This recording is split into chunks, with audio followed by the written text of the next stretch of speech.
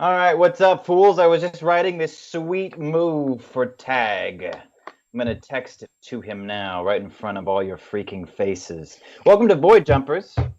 It's Wednesday. It's my favorite Wednesday of the whole week. We have a actual play live stream that we're gonna be doing for you tonight, which I love. It's called Void Jumpers, and we based it on the Monster of the Week game system by Michael Sands. It's really great, and you should check it out. But that's all I'm going to say about those bastards. And let's bring in these bastards.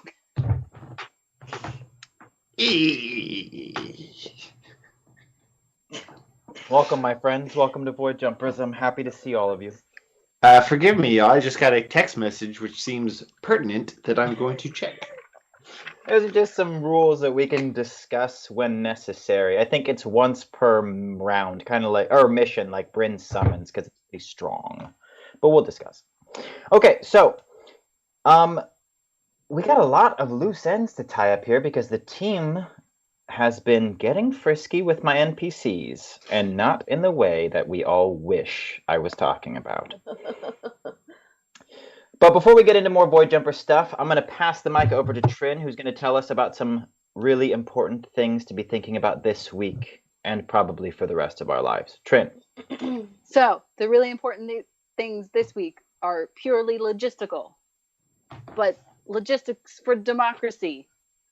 Essentially, what I want to talk to you guys about this week is absentee ballots. Now, some of you may not be planning to vote by absentee. That's cool. I want you to vote in the way that is most comfortable and easiest for you to do. But for a lot of people this year in particular, it's going to be absentee ballots. Especially if you are new to absentee ballots, or mail-in, as some other people will call them. It is super, super, super, super important that you read all of the instructions.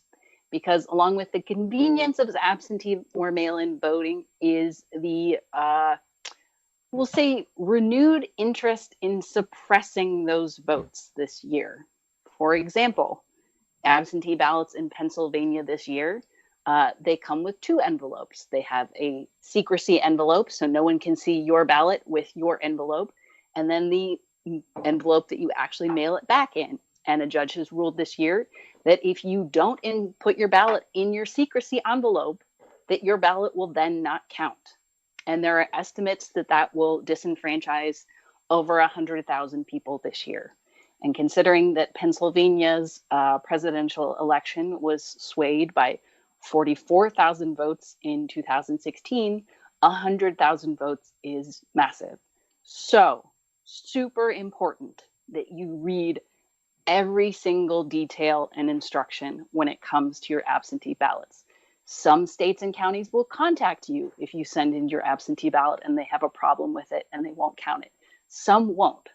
So I want everyone this year, your job is to become an expert in your county's voting rules and regulations and make sure that you are following them. For example, some people don't know that in most places, your vote won't count if you fill it out with a Sharpie instead of black or blue ink.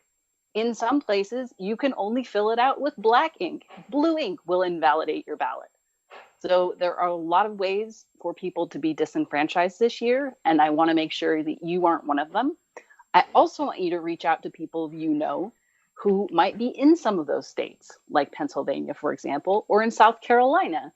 Now, in South Carolina this year, people sending in a mail-in ballot will have to have it witnessed by another person who will sign on the ballot, the mail-in envelope, that they saw this person fill out their ballot and send it back, and that they are who they say they are.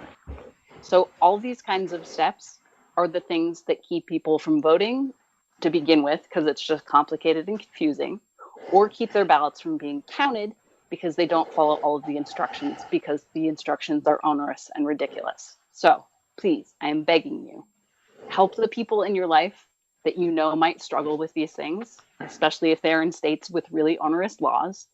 And please, please give yourself enough time to actually fill out the ballot when you have an opportunity to sit down with it, to sit down with your voter guide and fill it out all at once if you can. That's especially important if there's a secrecy envelope that you might otherwise misplace. So don't lose any of the parts of your ballot. Fill in your circles correctly. Use black ink. Check in on your friends. Have a plan for voting. I love you. That's it. Thank you, Jen. That's important stuff. And it's always simple. You just got to read the things. You know, it's like 4 steps, but you just got to know which 4 steps. But sometimes the 4 steps are really complicated. Like my family works in elections and I still almost had my ballot. Oh, that's actually something important. So your signatures have to match. And this is really crucial, especially for younger voters whose signatures change over time and they don't have as many signatures to compare them to, that they may decide that the signature you had when you were 18 now doesn't match the signature you have now that you're 30, and they won't count your ballot. So get your ballots in early. So if there is a problem with them, they can let you know right away, and be on the lookout for them to contact you either through email, phone calls, or just something in the mail saying like there was a problem with your ballot. Because them saying there was a problem with your ballot isn't necessarily spam. That could be the difference between your vote counting and your vote not counting. Okay, I'm done for now. Thank you. I think that we're going to transition into our game by watching a wonderful little video. Oh, yeah. Mark, you want to roll that hot footage, please? Bryn, I have a secret message for you. I'm going to hand it your way. What? Smoke and ichor curl out to create a rack on which several different types of weapons form.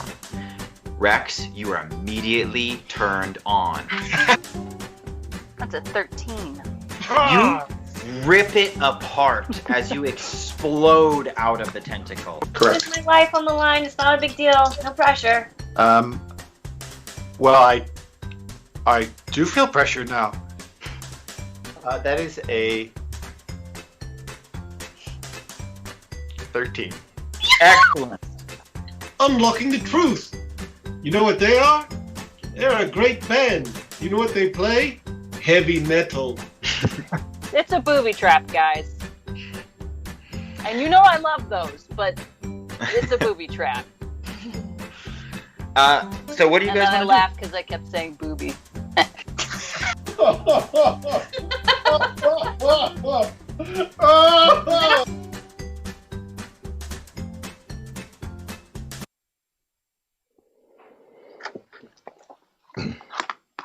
Are we back? Sorry, guys. What? Hello. Yeah, we're working on a bit of a delay tonight. Look, I'm telling not our fans as much as I'm telling my collaborators here. In case you usually rely on our self view of our screen, it's significantly behind tonight. Okay, cool. So you guys are gonna catch us. I'm eating. I'm gonna be drinking. I'm gonna be scratching my butt. You're gonna see it all. Yeah, I got a That's okay. taco. It's got my name on it. All right, before we get going, I just want you all to know that I had a hard move banked at the end of last session, Oh, yeah. and I've used it. Ooh. I've definitely used it.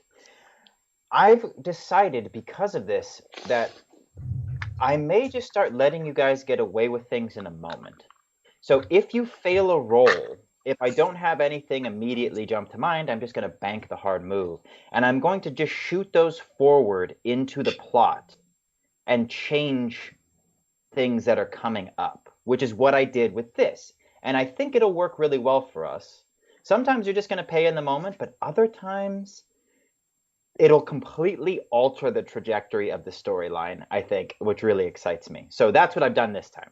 So That's so much worse. That's like when you have a friend who's like, I'm going to get you back for this. You're not going to know when. You're not going to know how. But every night when you go to bed, you got to ask yourself, is tonight the night? And it won't be. It'll drag out for months, years. You'll be living in At a least retirement half of home this session. A retirement home. Oh my god. Okay, let's do some void jumping. Last week, you defeated the corrupted Elder Squid, traveled to the Malice. Squidly, I witnessed think we Tag- named him. I think he was Ollie the Obliterator. Oh Actually. yeah, that was great. Oh yeah. You So witnessed Tag challenge Half-Dad to a good old-fashioned monster duel, and you Fisticuffs. escape, closing the rift and sealing the water planet away from the Malice and their magic-stealing machines. Now, an indicator on your suit's HUD is blinking. Oxygen levels less than ideal. You're underwater, at the foot of a very deep canyon. It is very dark. What would you like to do? turn into that fish thing. The like water elemental? Yeah, Or whatever spell I picked up. Yeah. Okay.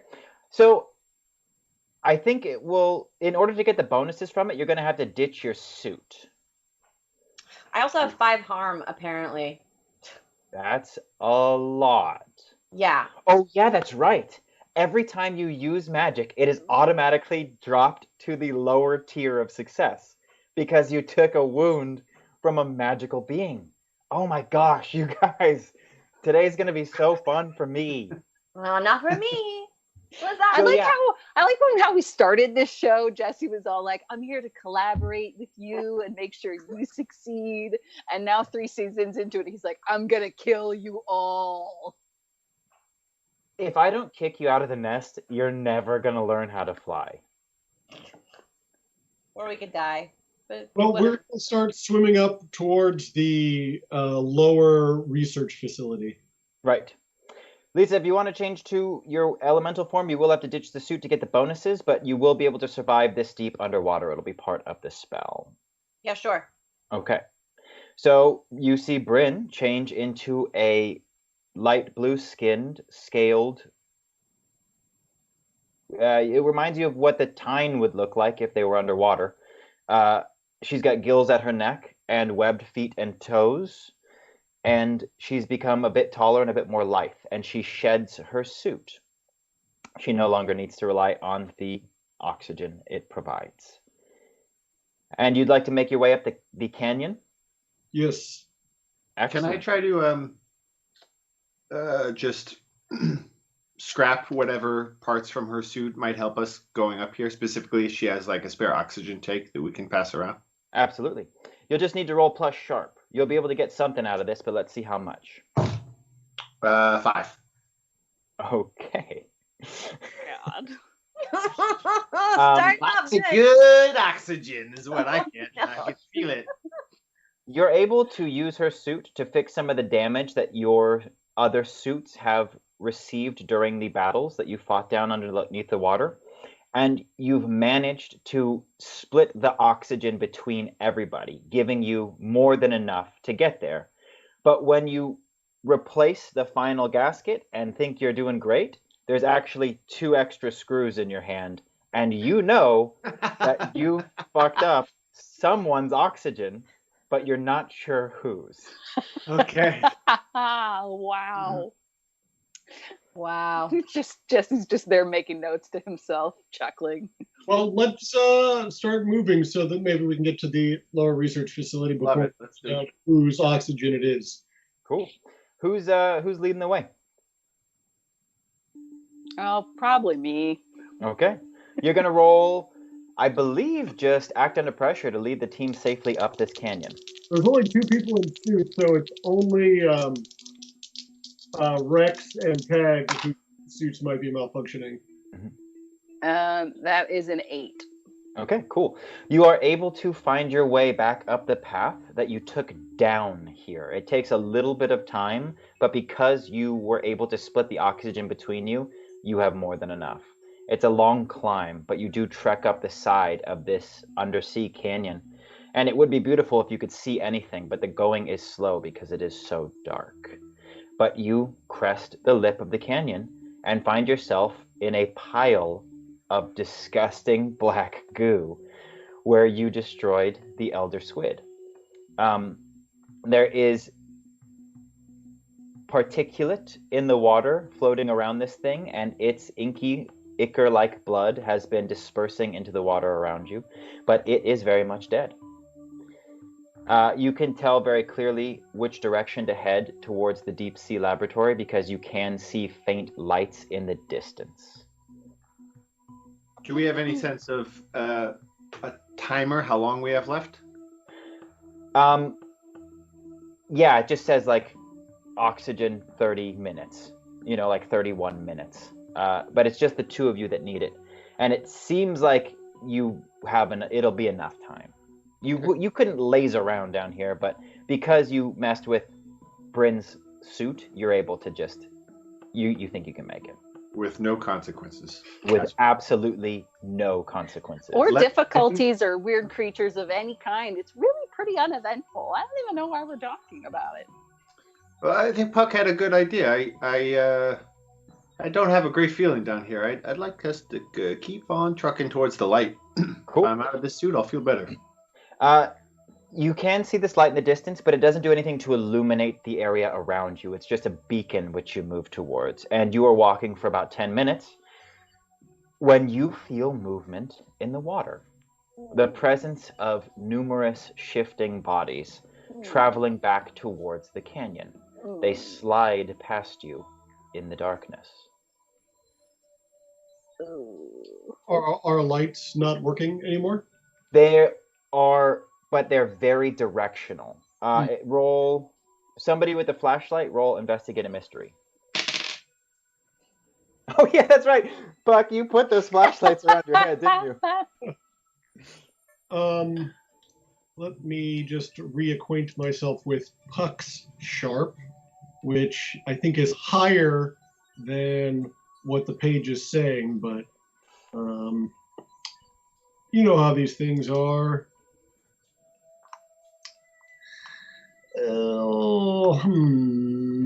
And that would be a absolutely wonderful 7. Okay. Totally higher than a 6. That is good. You get to ask me a question. Can I see what the movement is being caused by? What creature the movement is being caused by? There are sharks. Yeah. Lots and lots of sharks. They look normal, except there's something a little different about them, and they're all moving towards the canyon. It doesn't seem like they're paying attention to you at the moment.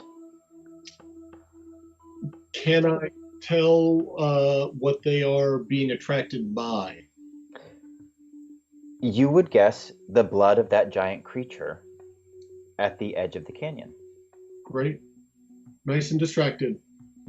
And because when I designed this encounter, there was going to be 3 people in mech suits and 1 stone golem, I thought, these sharks aren't going to bother you guys at all. But because Bryn is no longer wearing a suit, she's going to need to roll Act Under Pressure to see if she can allow the sharks to continue to be distracted. Can I talk to them in their language, like the fish language? You could. It would require a roll, but you could. Hold on. Okay. Excuse me, sharks. What if is plus cool? Yeah. A 9. Okay.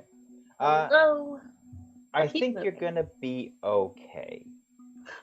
There's a couple close calls. You guys continue on towards the lab, and the close calls come when you see that these sharks are just streaming down from the upper levels of the ocean. What's different about them is you see, as Bryn is now trying very deftly to slide in between multiple sharks, that they have strange machinery that's been plugged over their gills. It has a company logo, and there is what looks to be the slight glow of enchantment. And they are wearing harnesses that for the most part have been ripped to shreds, but you see enough of them to realize perhaps these had been used as mounts for kind of deep sea exploration, which is how and why they're able to survive this deep. Normally sharks would never go this deep, but perhaps in the experiments that were happening in the lab, the sharks were enchanted to travel this deep underwater. Would you say that their cybernetics imply that these are sharks with frickin' laser beams attached to them? Yes. Okay. Okay, so you make it to the lab. I think the partial success from Bryn's roll is going to be that you guys made it here just fine, but you won't have much time to dilly-dally getting inside. The lift that you took from underground is still up and usable. Anything you want to do outside before you head in? Befriend a shark, obviously, and learn how to ride it. It is very obvious now that you say it that you would do that. Yes. Would you like to try? Yeah.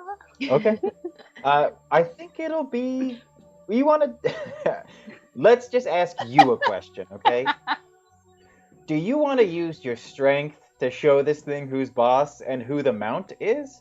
Or do you want to use your knowledge of the company and their training protocols to try and assume the mantle of trainer? I'm gonna use my knowledge for once. Okay. That's going to be I think just act under pressure.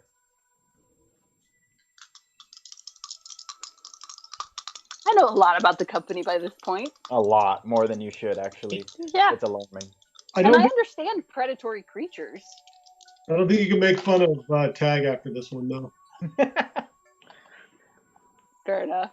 That is a 9. Okay. You're able to jump onto one of these sharks. wait! I have a +1. There's probably a better time for me to use it, but I really want to learn how to ride a shark. Okay. Here's what happens. Yes. One of these sharks catches a whiff of Bryn and turns around to pursue her. You take the opportunity to step in and just jump right onto its back. This one has the best harness you've seen so far, and you're able to wrap it around your hands and actually use it as a shark vehicle. Now, because I think you're all about to jump into this lab and not be able to use a shark immediately, what I will give you is this, because you used a +1 to get a full success. You can tie this shark up to a little hitching post in the water. So if you find a reason to use it, you will have a shark mount available to you. Reason to use it? The fact that I have a shark that I could ride is reason enough. Okay, I agree. I'm just saying. We're gonna be You fighting some giant boss. Rex is just gonna be like, I left something out back at the. You guys just, I'll be right back. Goes just joyrides, does donuts in the parking lot for 20 minutes. You know, All right. I'm gonna add something for you because I've done some things that are against you guys later. So I'm gonna give you a little bit of sauce, okay? You can sync your helmet and your HUD to the shark's gill thing, so you can actually get one summon out of the shark. So if you're somewhere else, you don't have to come all the way back down here. You can call the shark to you like Link with his ocarina one time. Okay? Mark down shark summon, because I'm not going to remind It's you. your Epona. Exactly. Oh yeah, what should we name this shark, chat? Do you have any good ideas? Don't ask me. Let's look. What do they got? One shark summon. Mhm. It will have to swim to you from wherever it is, and that will dictate how quickly it can get to you, but you got a shark on standby. Nice. Okay, you guys want to go into the lab? Please. All right. You take the little lift down into the hallway. Rex is still riding her shark, and it makes everybody in the cramped corridors very uncomfortable, but it seems to be in complete control, so you let it slide. You walk back down the dark hallway to I the effectually boop it on the nose once we're out of the water. to put it onto standby, and you take the little lift back up into the laboratory.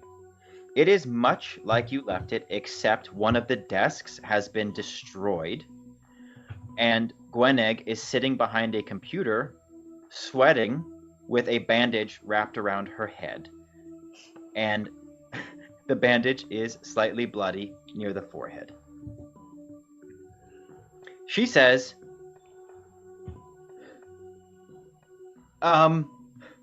What's up? I'm going to assume that you're talking to one of us a little more than the rest of us. She positions herself to, it's like she triangles Puck, Rex, and Tag, and leaves Bryn kind of over her shoulder and says, yeah, what's up? Wow, Bryn, you must have done something really bad if she's willing to stand near me.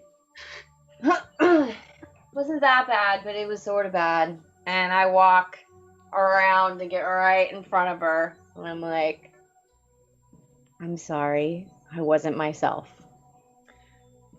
It takes just like less time than you need to blink, and she's reached behind her and actually pulled a void blaster out and stuck it up underneath your chin, Bryn.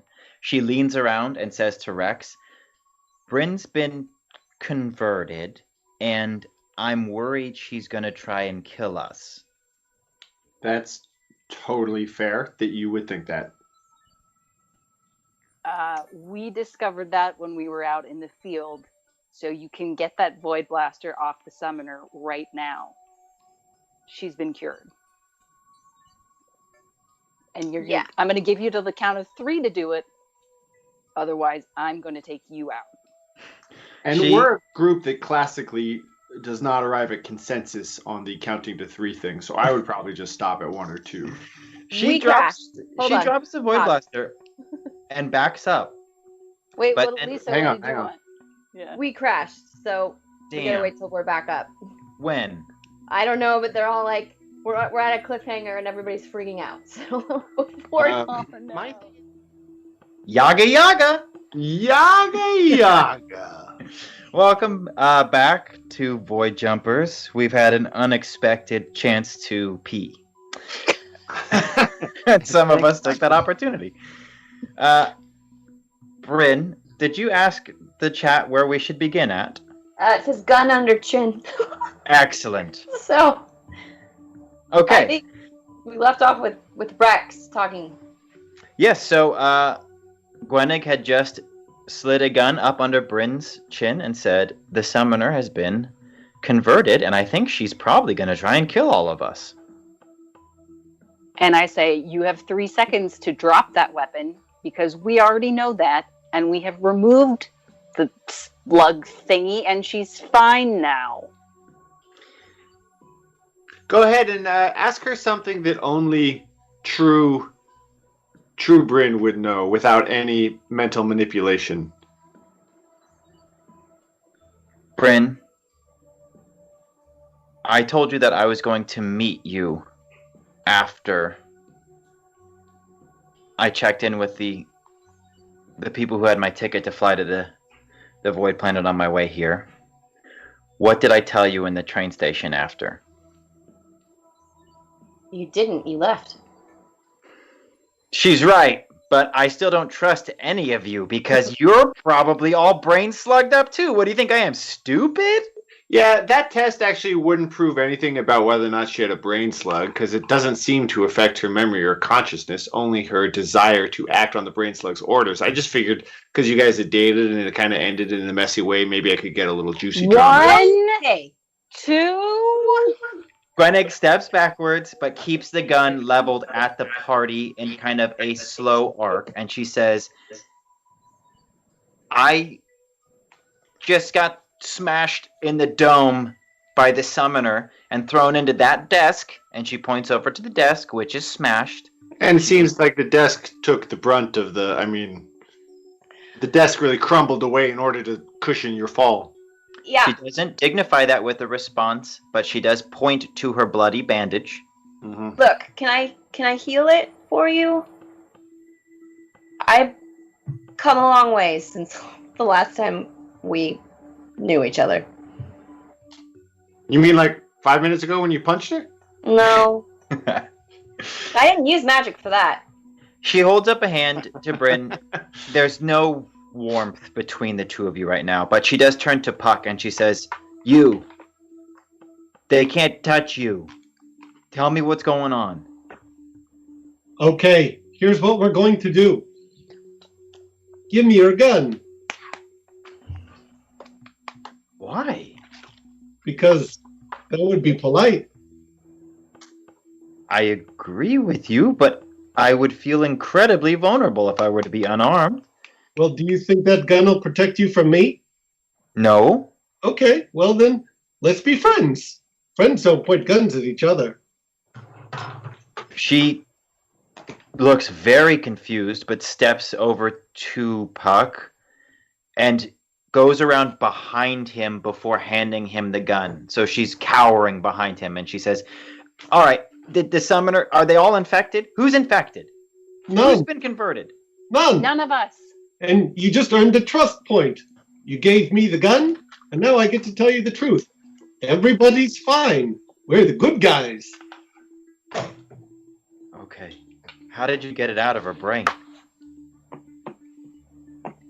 Oh, have you seen The Matrix Reloaded? Several times, yes. It's my favorite of the trilogy. Cool. It's kind of like when Neo reached into Trinity and took the bullet out, except with magic more than whatever chosen out. Okay. She takes a moment to just kind of like absorb that and picture it. A tear rolls down her. She said, "That's actually one of my favorite parts of the movie." So It's really touching. yeah, thank you for providing me with something so close to my heart that I could use to visualize how you did that underwater. Oh, while you... That's all the Wachowskis. I thank you, but that's their genius at play. Okay. Well, Bryn, I'm sorry. Yes, you can heal my head if you'd like. I mean, I also need to heal. I'm Don't we unstable have at this point. Healing chamber in this very room that we're in? Do we have Yes. time? Yes. You will have enough time, probably, for one person to be fully healed and stabilized. She points to the doors, which were just beginning to leak when last you left. There is now a sizable puddle on the floor. The amount of water isn't what scares you. It's the give that's starting to happen in the crease of the doors. And you can see that the amount of pressure on the other side is starting to ruin them. So she says, I probably have enough time to heal you, Bryn, if you'd like, but we need to move.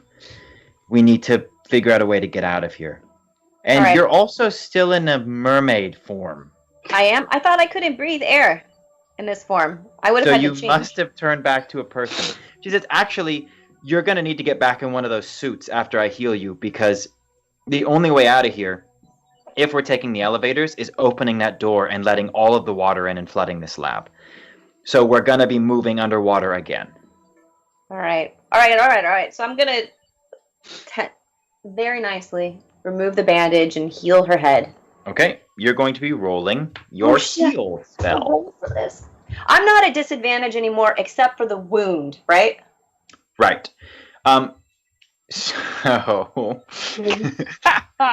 you don't have any minuses to this because it's a prepared spell, and if I've done that differently in the past, it'll be I'm retroactively changing it now. It's much like Tag using his abilities, even though they're weird abilities, he's not stacking minuses.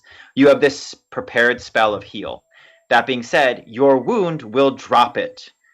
You'll get healed. A success rate. So you cannot get a full success. Bryn, Oh, heal your it's a 7. Does that mean I fail?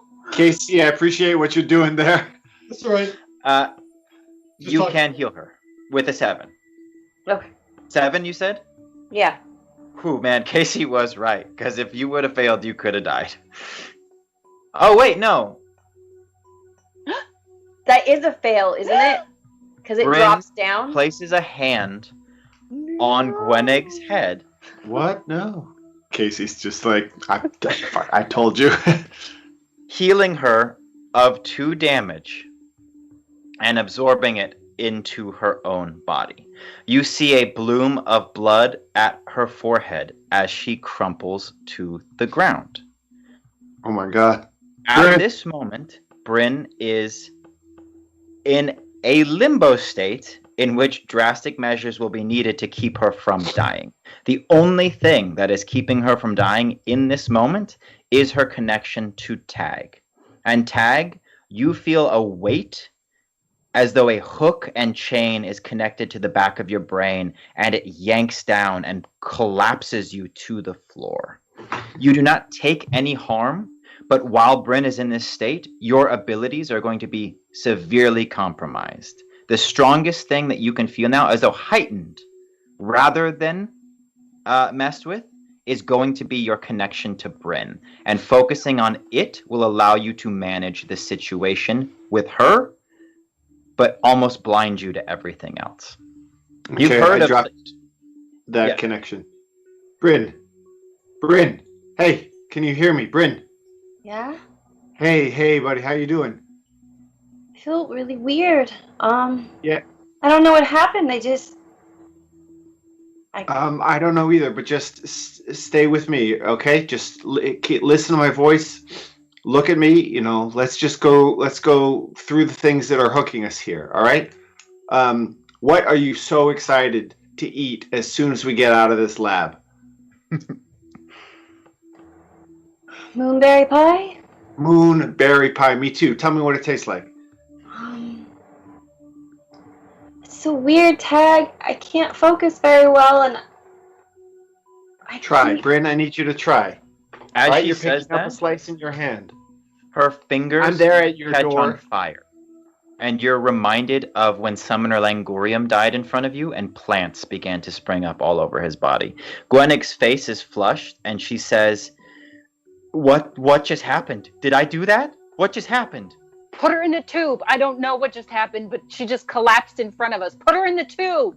She tries to pick her up and says, You! And she points to Puck. Hi, Put her in the tube. please. Puck lifts her up and carries her towards the thing. As this is happening and she's being loaded into this machine and, you know, everything's being connected, we cut back to Tag and Bryn floating. Tag, you enter into the space that she's in. It's like you're being pulled slowly through that membrane that separates this world and the phase state, and you can feel Bryn kind of floating farther and farther away outside that membrane. Bryn, hey, Bryn, your mom, Bryn. Your last birthday. Do you remember? Yeah? You remember she surprised you. You didn't think that anything was planned because you had said, I have a big test tomorrow. I don't want any big deal for my birthday. And she said, okay, I understand. So the day before that, you woke up and she did this fake pre-birthday day. Do you remember that? Yeah. Okay. Stay with me there, Bryn. We're in trouble right now, you and I, but I need you to just stay hooked into me, okay? Stay hooked into our connection, to what you can remember. Okay, I think I see my dad.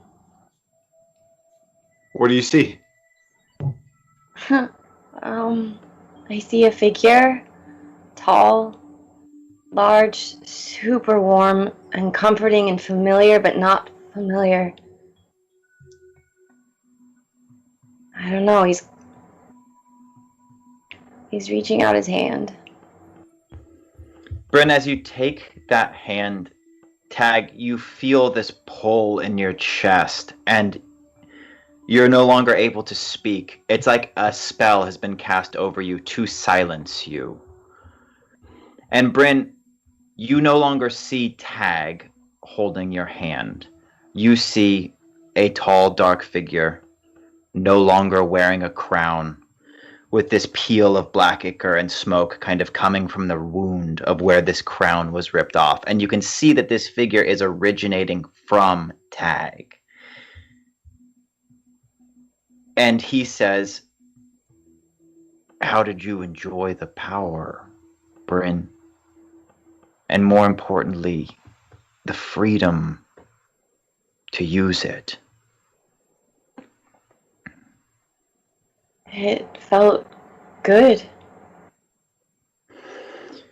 When that creature was inside your brain, you were connected to us through thought. It was a very natural gateway. We had no need to overpower you physically, only implant in you the idea that there was more direction and purpose. more power to be obtained. You can feel it when you stand barefoot in the sands of your planet. You feel the power from the core rising up into you, and you feel the chains of all of your responsibilities stopping you from using it. But just imagine what you could do, Bryn, if you were to let go of those ideas and embrace the power. You mean let go of my friends and my family? You would have the opportunity to convince them that what you're doing is right, and should they agree, I don't see why they wouldn't be able to join you.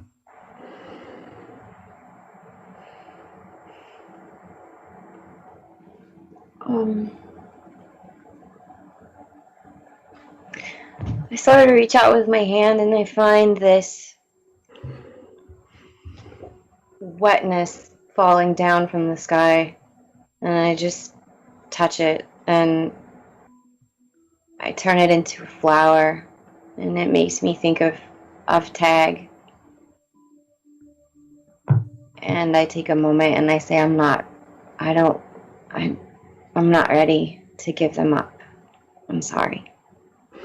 When you turn to say it, it's Tag there in front of you, and that figure that you'd seen for a moment is no longer there, and you have a feeling that simply reaching for the water, interacting with it, turning to bloom energy and life, to delving into these magics which you know and are more comfortable with, broke the connection. Everybody else sees from within the med tube a blast of flame when Gwenig pushes heal. It's a big green button with a little cross on it, and she smashes her fist into it, and it says heal. And Bryn's body inside explodes in flames, destroying the machine. But when the smoke clears, Tag, you find that you are able to stand up. And Bryn is there, kneeling in front of you. She's been fully healed by the machine and stabilized.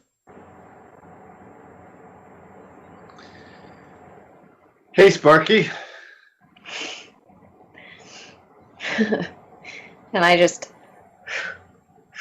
That was weird. Nice to see you. That was really weird. Were you there with me, or was I dreaming that? Yeah, I was there with you.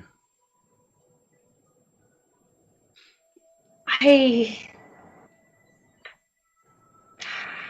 have a lot to talk to you about, but maybe at a different time. You did great. I'm so proud of you. I just didn't want to leave you guys. And I turn towards her and I'm kind of furious. And I say, you put your own mask on first for a reason. We're here to sacrifice ourselves so we can save you if need be. Stop putting everyone else's needs ahead of your own. And I run over and I hug Rex. Gwenig says she is like pale as a ghost, just like terrified about what just happened.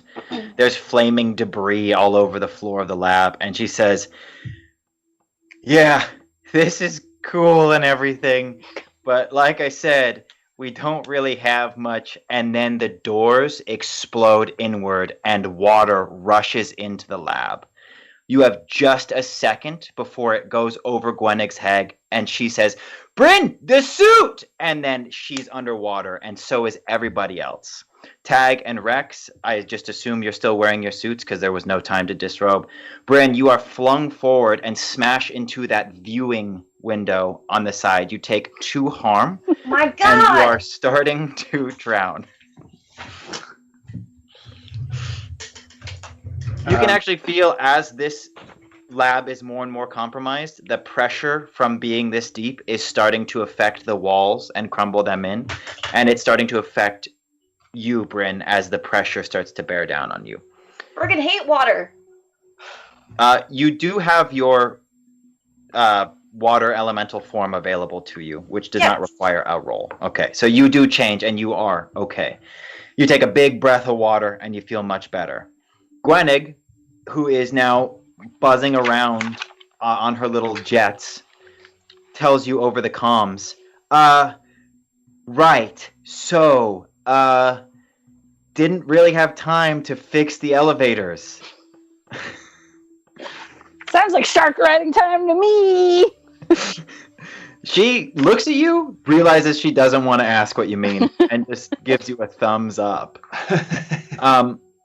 In order to get out of the lab and up to the surface, you will need to use these suits, which will keep you safe as pressure changes. Puck won't have any problem. And in this current form, Bryn won't either. But you do have a long way up to go. These suits were built using the experiments that they did on Puck and similar creatures, so they will be able to adapt to pressure changes. But you want to ride a shark? Okay. Oh, yeah. You are able to get the shark. And Rex is now riding the shark. You can go up the elevator tubes, or you can try and hardwire the elevators from outside, or you can try and go outside the lab and go up. Whichever avenue you choose will require a different skill check, essentially. Gwenig, you know the facility? I think I could. I think if I could get to the elevators, I could maybe get them working there. It's gonna be like hot wiring a car. I'm not gonna be using the system to use them as they're intended. We'll just kind of be winging it, I think. But I should be able to manage. Winging it is kind of our collective middle name. Okay, so she leads the way into the hallway that's right outside the lab. Everything's underwater now. There's just debris, papers, equipment that are just floating around, and you're having to fight your way through it. But you do get to the elevators just fine. You see that there are a couple wiggly boys that have exploded when the water came in, but they would have been waiting for you had they not. Gwenig is going to need help on this task. So either one person can just use Sharp to help her hotwire this thing, or you guys can, as a group, decide on some magical means to get up to the top. But you got an elevator, you got a shaft. I'll try to help with the hot wire. Okay. It's going to be plus Sharp. Maybe somebody else should help with the hot wire. Yeah, I'll use the. I'll use my bolt scrapper to try and just. I guess I'm aiming for a tough roll to sort of carve muscle open. I imagine there's a lot of debris. There's a crumpled door. Actually, being able to get into the shaft. Sure. It'll be a +1 because you're using it as a tool. Okay. Tough works for you? Yeah. That is a 7. You are so lucky. It works. It takes a second, and you can see now that it was your own oxygen that you messed up, and you start to see little bubbles kind of like coming out of and curling up your face mask. But it's not a heavy leak, and you are able to pry the door open. And when Gwenig does get inside, it takes her a second, and she has to borrow your tool. But she's able to get the panel off and just work some magic. And you can see electricity kind of dancing in the water as the elevator kicks off and takes up the shaft. It goes for a long time. The shaft is filled with a lot of water. But it is still full and starts to slowly drain. So as you're going up, the water level is just inching down and clearing out of the shaft. And by the time it is gone, Tag, you realize you are just about the end of your oxygen. So unless you do something to fix your suit, go ahead you will not be able to go underwater, but you are out of the deep sea lab. The four of you, and a shark. Okay. I was just going to ask about the shark. Would you have left it down in the hallway? It will still have the summon to you ability. I think I would have left it, yes. Because right next to it, I assumed you just like went and grabbed the leash, pulled it up. you will still have your one hold on the Link summon. Real quick, Wags. Oh, Wags just tipped $50. A point for Bryn, a point for Tag. Go ahead and wing it. Hey! Thanks, All Wags. right. Yay! Thanks, Wags. Thanks, Yeah, I Wags. will go ahead and wing it. Should we do it any other way? No. Much to the chagrin of, I think, a lot of the people watching this show. All right. So the elevator doors open. Rex, you got a shark down below. It will take time to get to you if you need it, but you have it if you want it. And let me just go to where we left off. Am I in a suit? Wasn't I supposed to get in a suit? You were supposed to, but because you died, it took too much time, and so you were still in mermaid form. I just assume when you hit air, you. Okay. As long as I don't have to use magic down here, because that's all gonna fail. I have no weapons. What was the exact stipulation that I put on that? I think it has to be magically healed. Yeah, what is that? Oh yeah. Because did the tube, the Rejuva-tubey? She died, man. If you're not bringing her back to life without, Yeah. you know. Yeah, okay. I think that the Rejuva tube would have healed you completely. Oh, good. Yeah. Part of the Yeah. sacrifice is that it exploded, so nobody else could heal. But that thing, there's a couple of those that I've put in the world before. You guys haven't stumbled upon them. That thing is designed to kind of be like a save point before a boss where you can just like heal up for just a second. So you're cool. Cool. Okay. Yes. So the elevator doors open and you are back in the part of the laboratory that you first started this whole wacky adventure. When you turn the corner into the hallway, Herr Dobyns is waiting for you. He looks considerably worse. He's a little bloated, soggy even, like a piece of bread that's been soaking in oil. The smile on his face stretches his cheeks so fiercely they look as though they may split. In his hand is a thick hose with a shiny brass nozzle. The hose winds behind him, attached to a very large white plastic tank. Herr Dobyns is laughing, though you detect no humor in his voice when he says, "Have you any idea what you've done? What do you want to do?" I'm going to stare very intently at him. Yeah, what if we all just creepily stare at him? Okay. Staring contest with Herr Dobyns. Everybody looks at him. Even Gwenig catches on, I think, and looks at him. And he says, "What? Seriously, have you any idea of what you've done? It's horrible. Disastrous, even. You've ruined so much research. Why are you looking at me like that? You're freaking me out."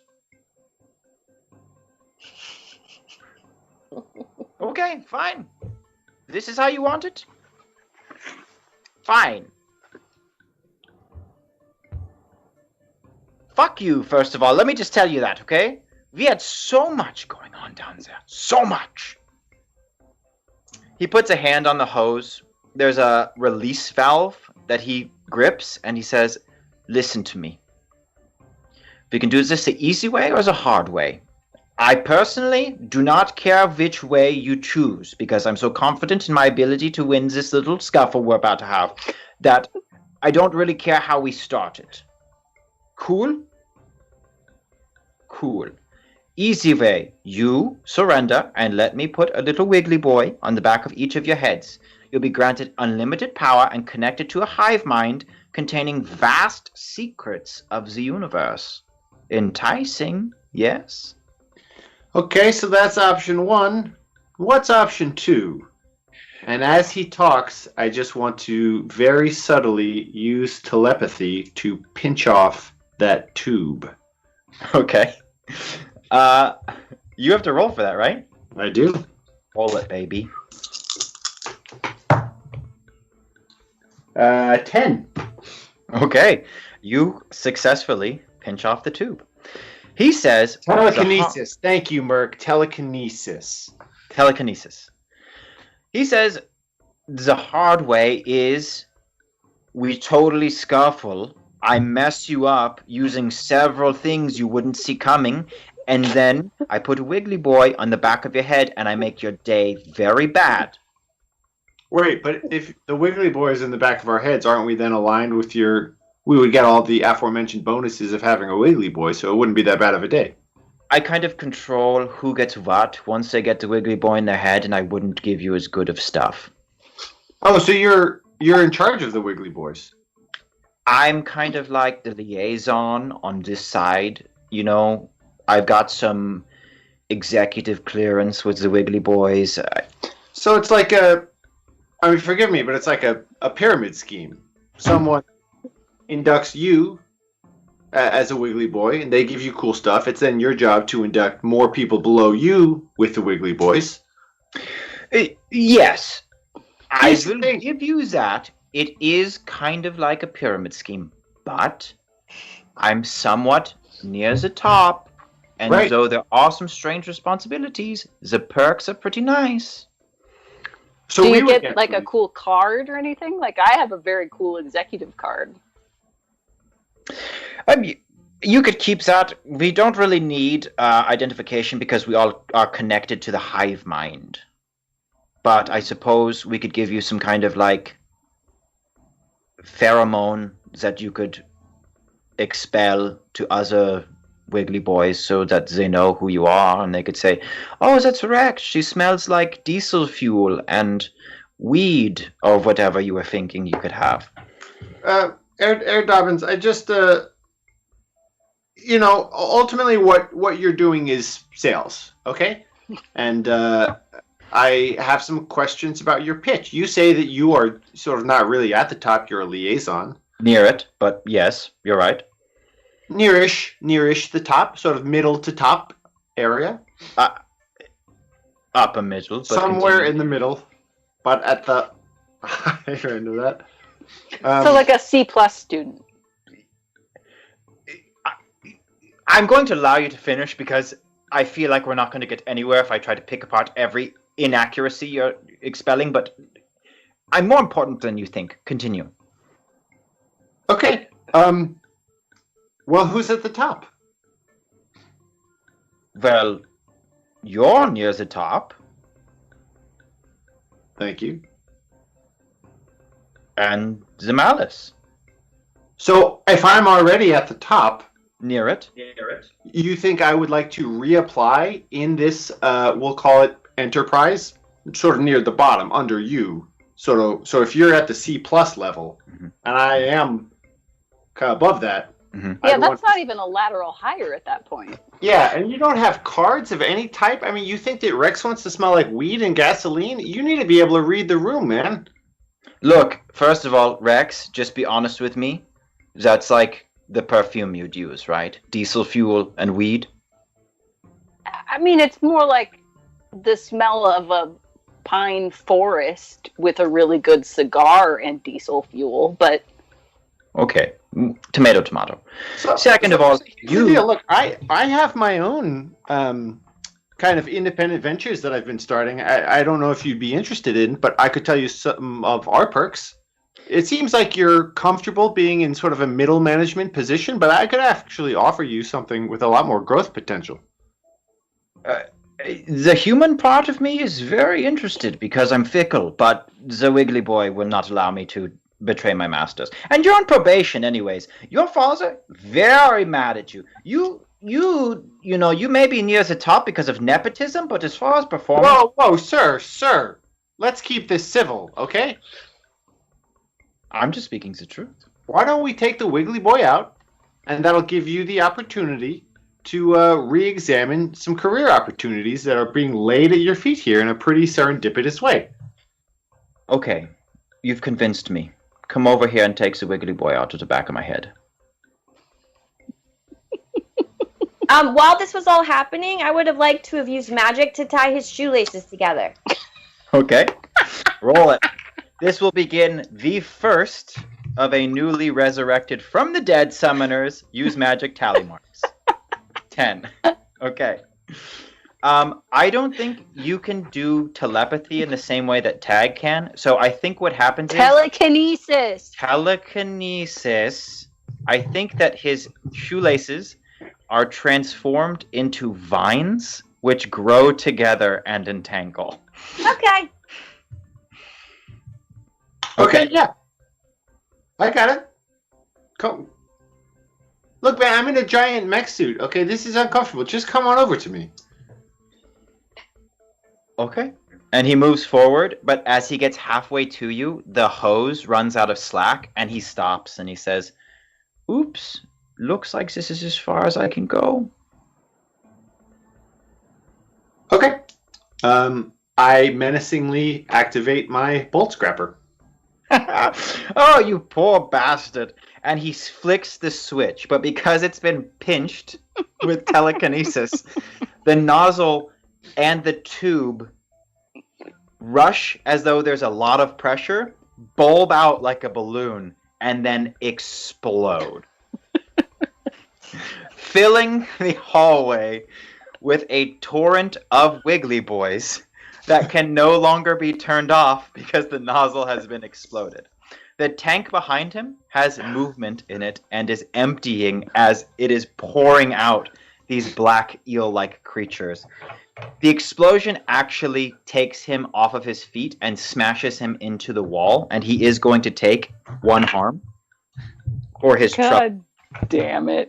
And he goes down to a knee. His hands are kind of destroyed from the explosion. So, is this what we would call a hard move then? Yes. Something told me as much. So we're going to jump into, I believe, initiative now that the sales pitches are done. And we're going to go with Puck first. We've seen a little shoelace tying, a little telekinesis. Let's see what Puck has to do. Well, I'm going to walk over to him and try to knock him unconscious. Sure. Roll kick some ass.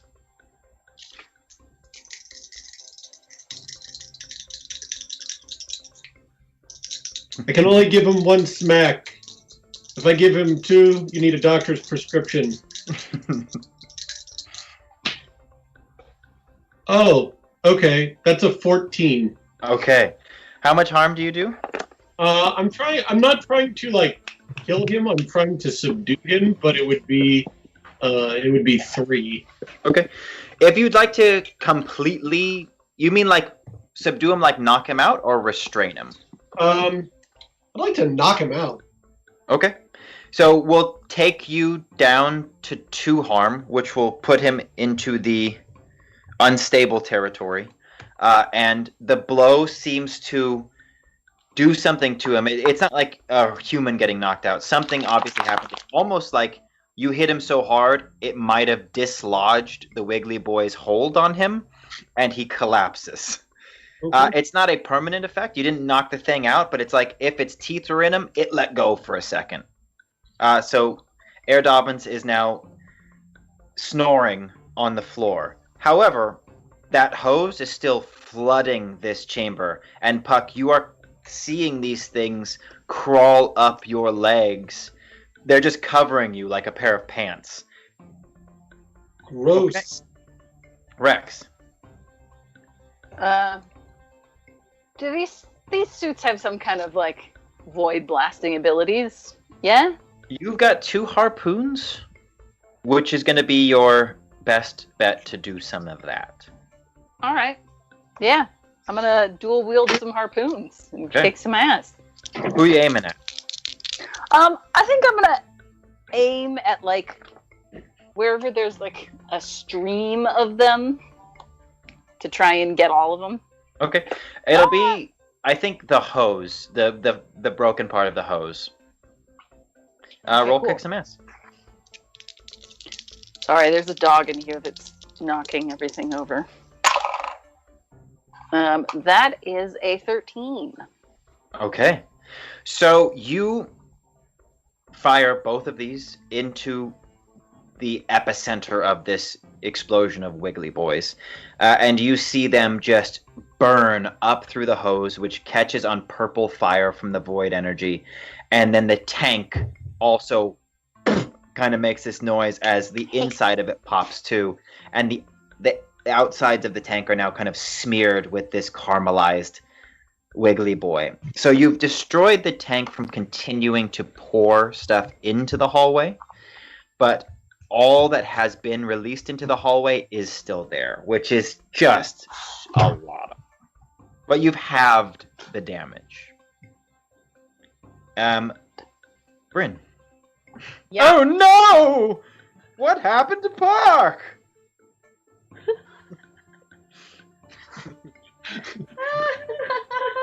What did happen? I restarted my router and we came back and Casey's a skeleton.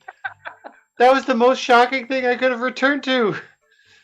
He failed a couple rolls. Oh man. Bryn. So what exactly is the setup right now? Rex just destroyed the tank, but there's a lot of wiggly boys in the hallway. You're the only person who's not wearing a sealed suit. Oh. So Awesome.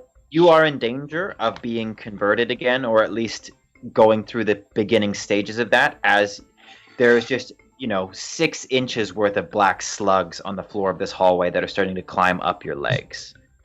Herr Dobyns is on the floor. He's been knocked unconscious by Puck. And we're underwater, so... No, you are back on non-flooded laboratory space. Okay, so I can use fire without any, hopefully, problems. Right. All right. Sure. I just want to put a ring of fire around me. Okay. Hope to burn all the wiggly boys. Okay. Yeah, alright, so this will be similar to your shield spell, but because you want to put fire on it, it's just going to be a use magic, which Okay. means you are adding to your tally this session. Okay, so I'm at Oh! No. No. Lisa. 5, 6... Nope, that's a Let fail. her do the math. Even with... I could have succeeded this had I not been at a disadvantage from my tying the shoelace spell. So you raise your hands and you start to cast this spell, and a line of steam forms around you in a circle, and you see some of these brain slugs start to bubble and explode. But before you can cast the spell and turn it into fire, you are grabbed from behind by kind of cold, clammy hands and pulled backwards. Everybody else can see that Mort, everyone's favorite young male lab assistant, just grabbed Bryn from behind. He's got a disgusting smile on his face. Black ichor is bleeding out of his eyes and ears. He looks significantly worse than Herr Dobyns, and he is now restraining Bryn. Tag. I'm gonna just charge right at Mort. Okay. I sort of clunk up, and if he's holding her, I just wanna. I'm past the point of being morally sound. I recognize that Mort is an innocent. I guess I'm just trying to absolve my consciousness, my conscience right now. Conscience. Yeah, I'm gonna just pop him right in the noggin. Okay. Roll kick some ass. 8. Okay. So we're just going to have this be kind of an improvised weapon because you're using the mech suit gauntlet to just slug him. You're going to deal 2 damage, which he takes all of. But in the process, he throws Bryn aside, casting her down into the brain slugs in a prone position so that he can better fight you. Which brings us back around to Puck. Does she appear to be in danger? Yeah. Okay. March over to old Mort Okay. and I'm going to very gently try to kill him. To what? To kill him. Okay. Very gently. Yes. Roll kick some ass. 10. Okay. I think what happened... How much damage do you deal? 3. Okay. So that pushes him deep into unstable territory. I think that you reach around behind him, grab the brain slug, and just rip it free. And you've all seen what happens when that happens. And so a geyser of black ichor just sprays out of the back of his head. This one does not turn to blood as Fresca's did, because he seems to be too far gone. He stumbles backwards trying to staunch the wound, now not quite clear-eyed, but no longer under the control of these creatures, and falls backwards into the carpet of brain slugs. He is still alive, but he does not look good. Gross. Rex. Okay, so is Bryn safe of the slugs? Mort's no longer seeming to be a problem, but she is laying in a pile of slugs. Okay, I think I'm gonna run over, and since I am very strong, I'm gonna hoist her up in one arm, and with Graflex just start smashing all the things that are around her. Okay. Just roll act under pressure. These things don't have, like their strength is in their ability to take over people. They do not have much health. So just act under pressure to make sure you can do all of this correctly.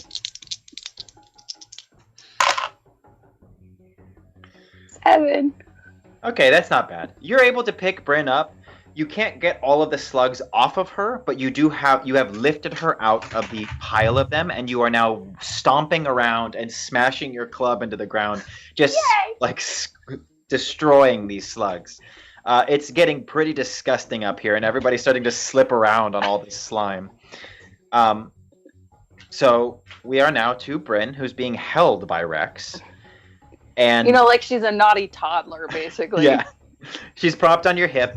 And I'm just like, I hate Water Planet!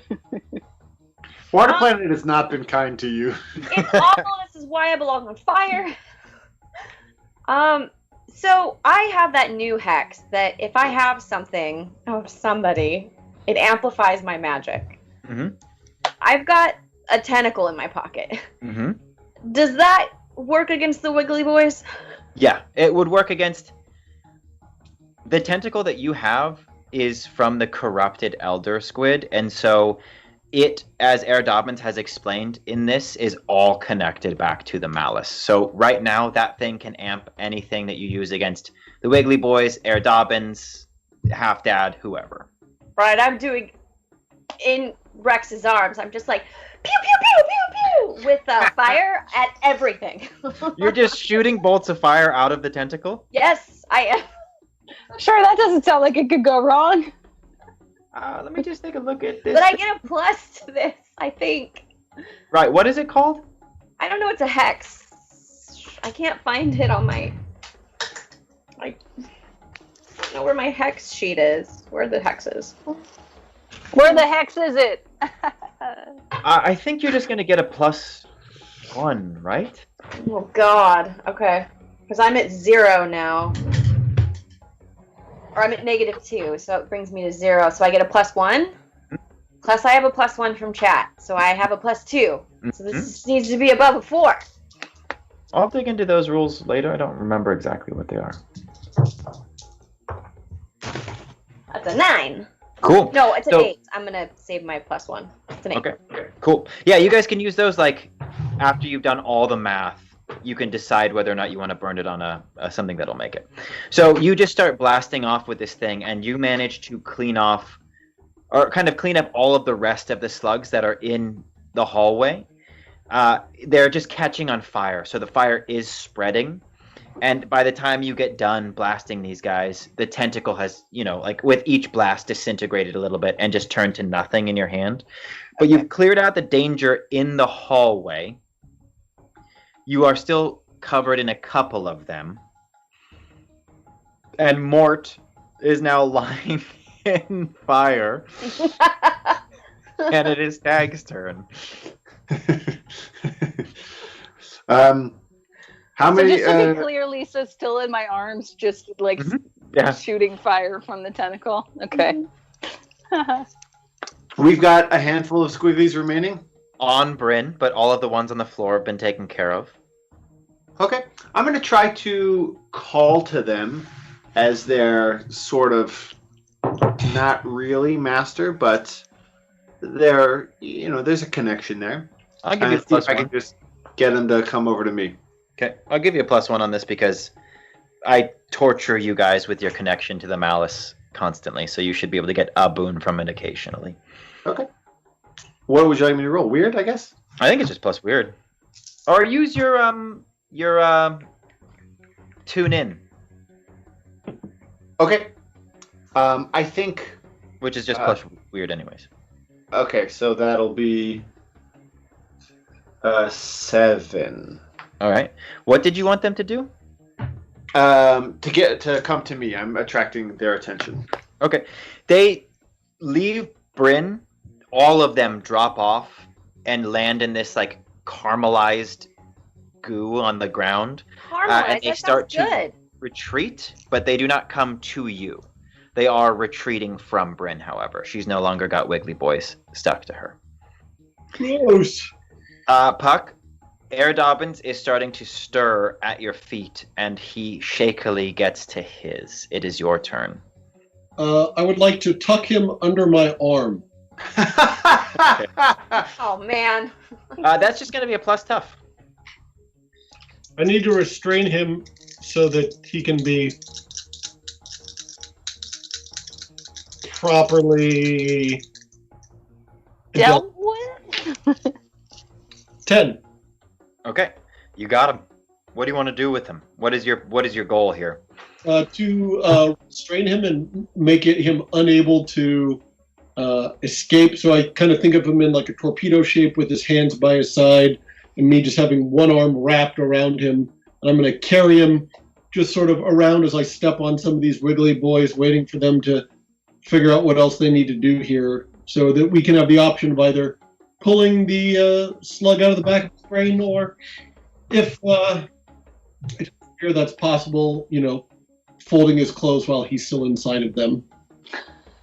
Okay. So you've got him, Wow. which will mean as soon as all the other threats are dealt with, you will be able to leave initiative and decide what to do with a living, restrained Herr Dobyns. But you do see Mort raise into a seated position, and he has 2 wiggly boys coming out of his ears, and just a couple kind of working their way into his mouth, and he's getting up and heading back towards the spinning, carrying Rex Bryn ensemble. It is Rex's turn. All right. Well, Rex has morals and qualms, to be sure. I don't think there is a lot of debate in her mind about how this situation needs to be dealt with. And We're all I just think kind of giving ourselves a little cushion in our attempts to brutalize this poor boy. and I think that Rex picks up Graplex and just aims straight for those wiggly boys. Okay. Roll kick some ass. Which, to be clear, are coming out of his ears and mouth. So the distinction of aiming for the wiggly boys versus his head seems semantic at best. Remember what I said about morals and qualms? Yeah, no, I'm on your side, Rex. That is a 10. You smash the dude's head in, and he crumbles to the floor with a satisfying schlump. And the hallway appears to be clear. Gwenig peeks around the corner. She's taken her helmet off to see what's going on. And she says, "Is everybody okay?" And then she sees Puck holding Herr Dobyns, just kind of like, "Let me go! Release me!" But he is handily restrained. You are out of initiative if you'd like to be. What would you like to do? I definitely want to look at Herr Dobyns while I'm tucked under Rex's arm while he's being held, and I look at him and I do this. I squish his head. Just with my fingers. Okay. He's like, we've all seen kids in the hall. That's disgusting. That's gonna be you if you don't knock it off. Well, it appears my evil plan has been thwarted, and I'm at a loss.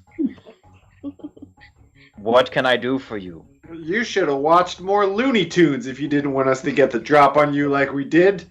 That shit was classic. Come on. Could see it a mile away. Standing there with a bunch of tubes and a hose, please. Well, what do you want to do with me?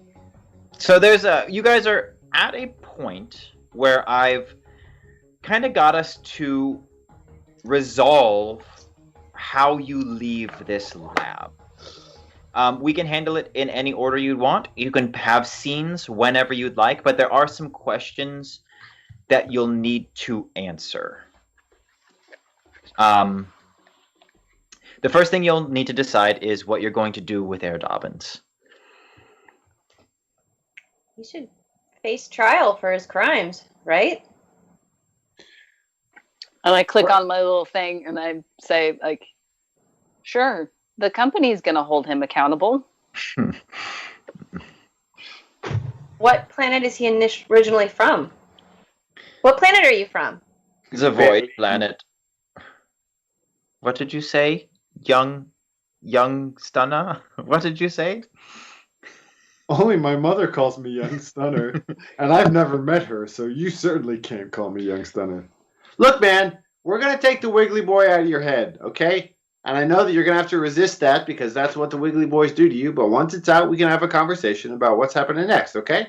Let's be clear. I don't want the Wiggly Boy taken out of my head any more than the Wiggly Boy wants to be taken out of my head. I meant what I said about a wealth of knowledge. I've seen the other side of this equation now, and I have a better understanding of how the scales are being balanced. So I come to this place willfully. Do you understand that? And because of my willingness and my understanding and the sheer amount of studies that I've done in this realm and the things that I've learned and can provide to them, that is why I'm closer to the upper middle of this pyramid. That is what has given me my stature.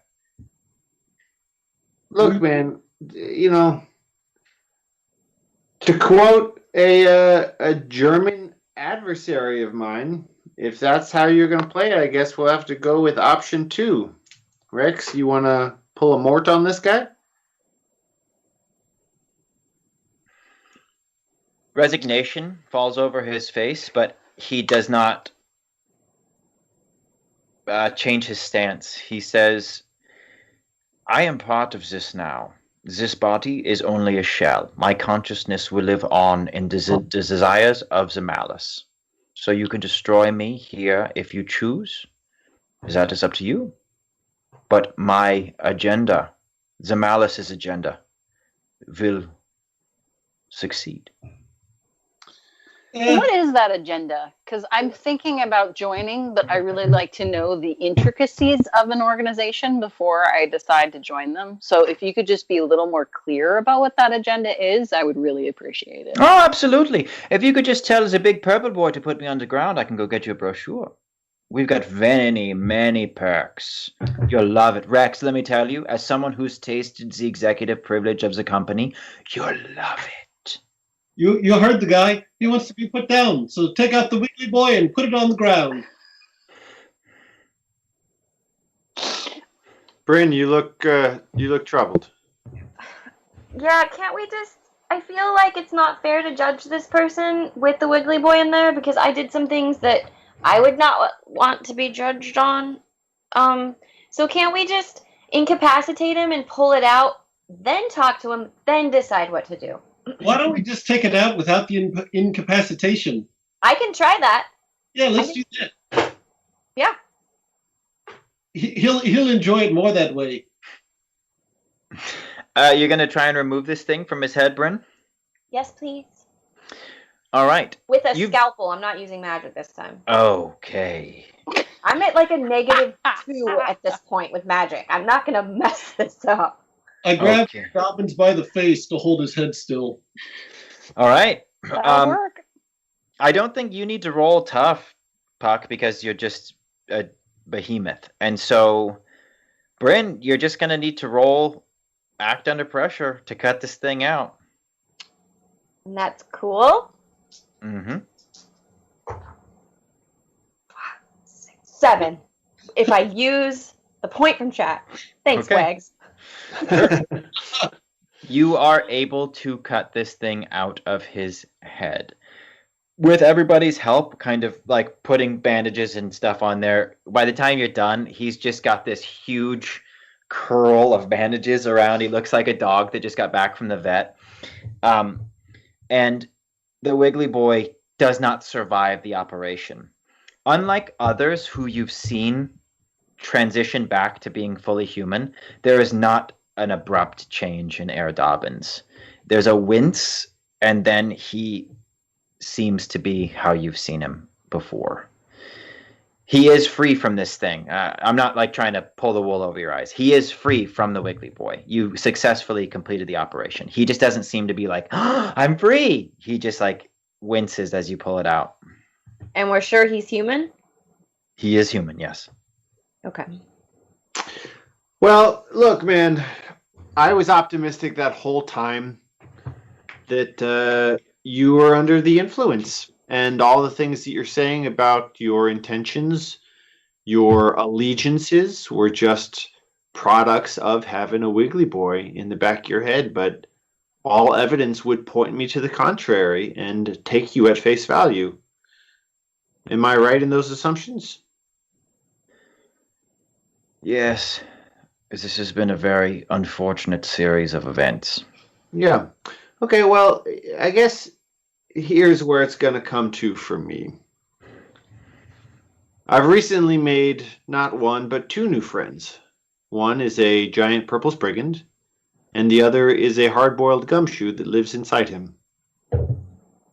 It seems like you did wrong by both of these men, and I see no reason to guard you from the consequences of your own actions. Puck, Sam, if you can hear me, I want to support you in the move here. Herr Dobyns, he's a punk, but he hasn't experimented on me. He hasn't tortured me.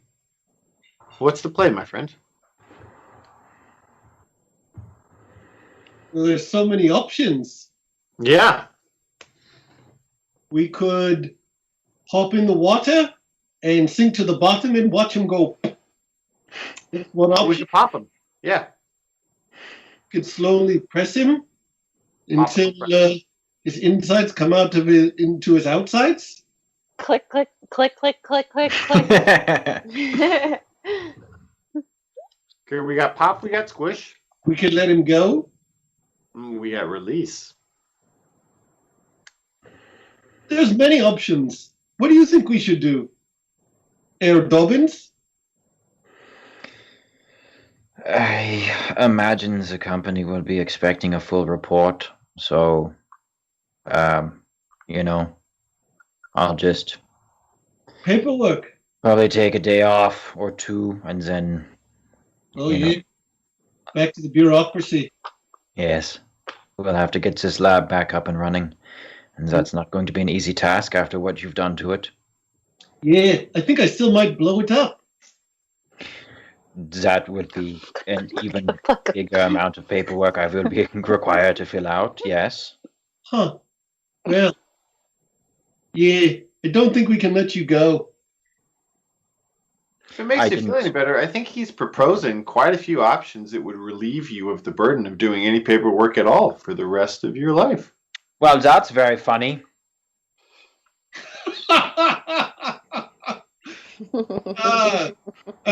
I'm so glad we got to have some good times together to round out our memories. Where is he right now? Are you still holding him, Puck? Oh, yes. It's a very close conversation. Oh, yes. You like this? Sometimes, yeah. He's like a voodoo doll.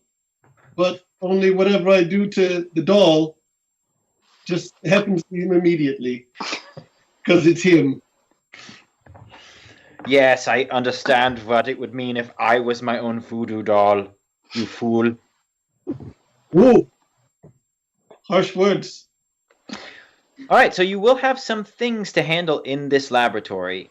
What would you like to do with Herr Dobyns? The ultimate decision does not need to be reached, but how would you like to proceed as far as what you're going to do with him right now?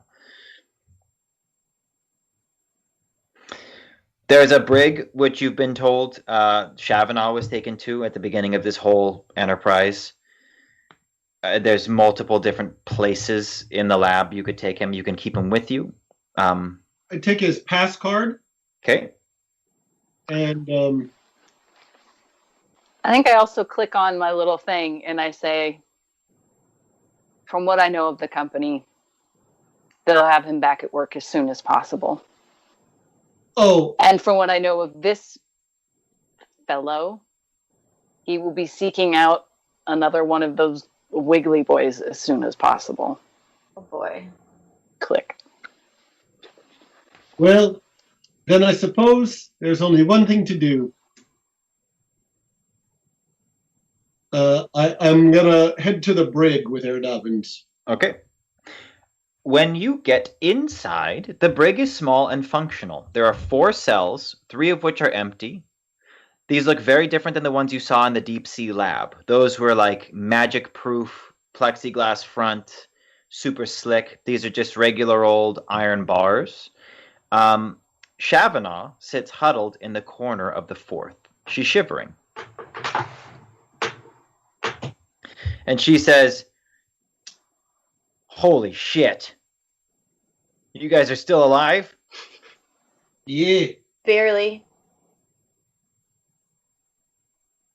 I throw her some shark jerky. I'm like, are you hungry? She gobbles it up very quickly and says, "I'm starving. I've been in here forever. They locked me up and nobody came back to check on me." Mm. And she I'm looks trying at to the- feel pity, but I just can't seem to feel it.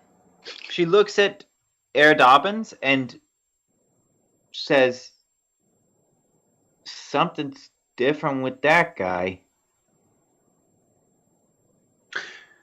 We took the slug out of the back of his brain. Right. That's terrifying. So, what's the action? Am I gonna get experimented on, or what? Did you guys come to your senses? You're gonna let me out of here? I told you, I don't want to be in this facility. She points to Puck and she says, "You know what they do to people in this place, man." I do. I remember you viscerally telling me about it and how it made me many unsavourable words you used. Yeah? Yeah. But don't worry. We're going to just leave you here. This doesn't please her very much. You do have 3 cells at your disposal, and Shavanal. Yeah. So we've got 3 cells. 1 for you, 1 for Herr Dobyns, and 1 for Gwenig. And I'm going to sit right here until you're all dead. Do this for me, Jesse, if you don't mind. I'm going to break out of our narrative world just a bit. Let's just have a 30-second chat about kind of meta objectives here, because I think we're finding ourselves for the first time in a new part of the arc where we have theoretically fought a boss, the monster of the week. We have theoretically closed the rift, the things that usually mark the end of our time on a planet.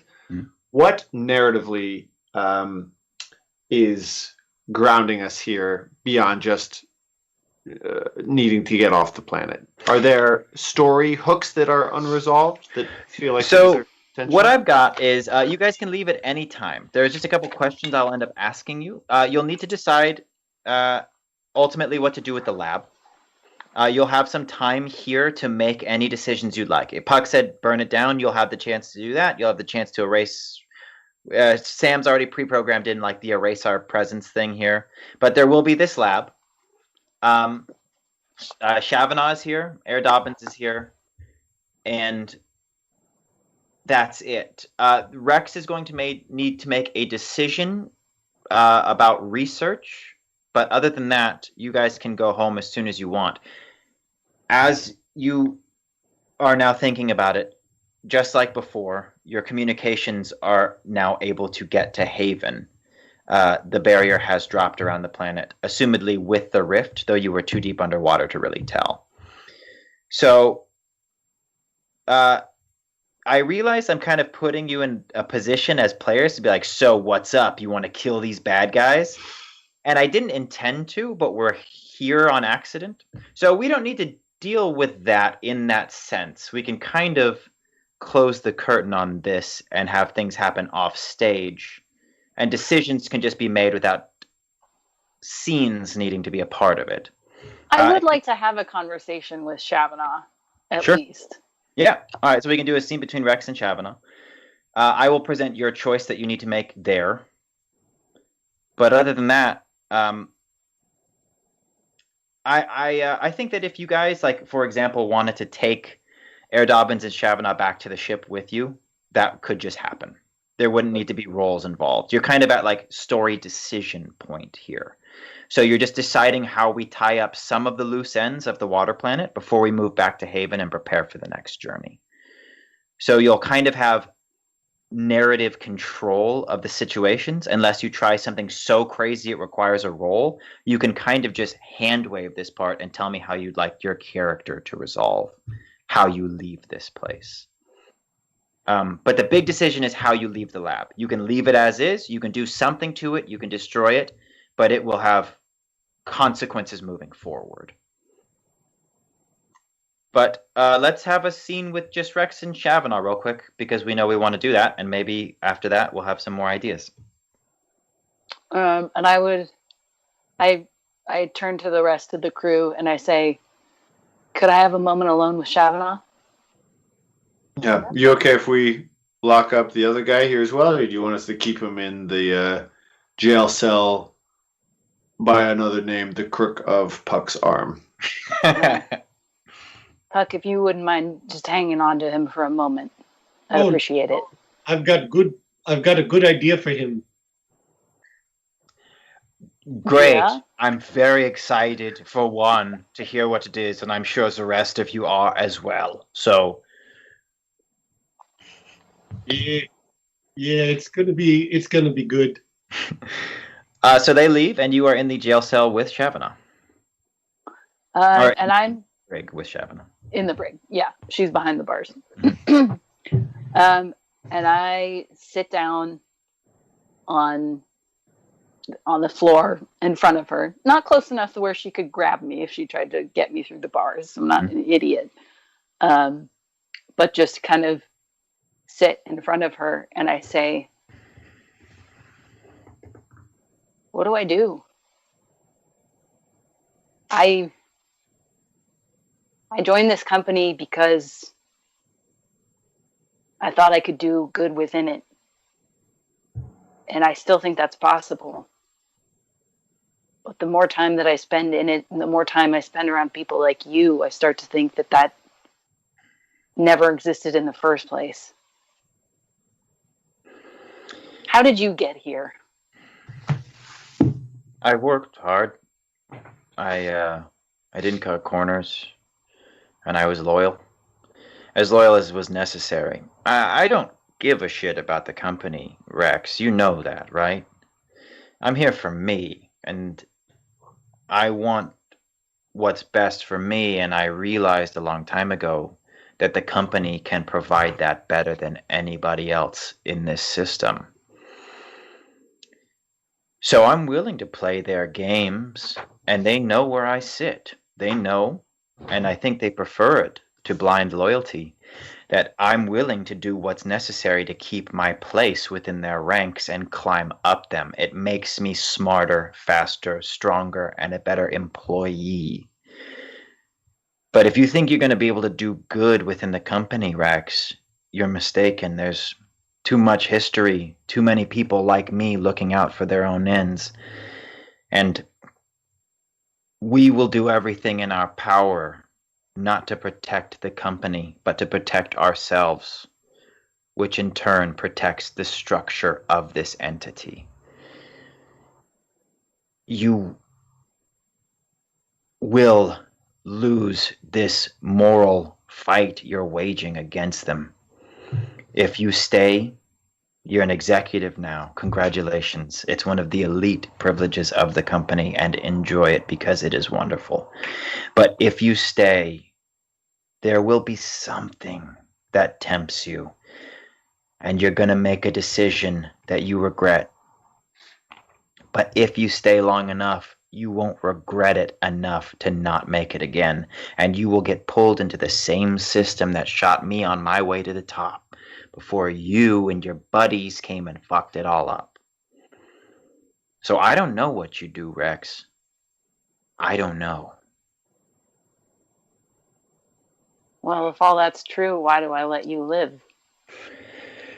Because keeping me from it would be one of the first decisions you make to protect yourself, which will inevitably lead you into my position. Because I'm unarmed and I'm in a cell. And even if you were to leave me here, it'd be a death sentence. Because I got no way to protect myself from the horrors of this laboratory. And I know that you, underneath that big tough shell, don't want that to happen to anybody.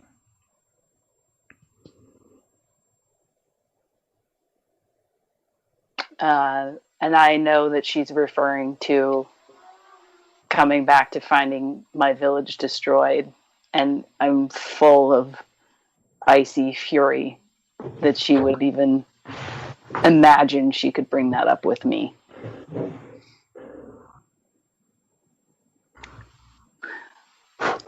See, you're a little mistaken about me. I'm not as pure of heart as you think I am. So why should I let you live?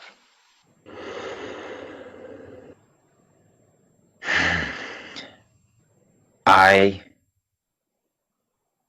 know things about the company, which she looks to your pocket where there's a bulge of the anonymous spy clicker, and she nods.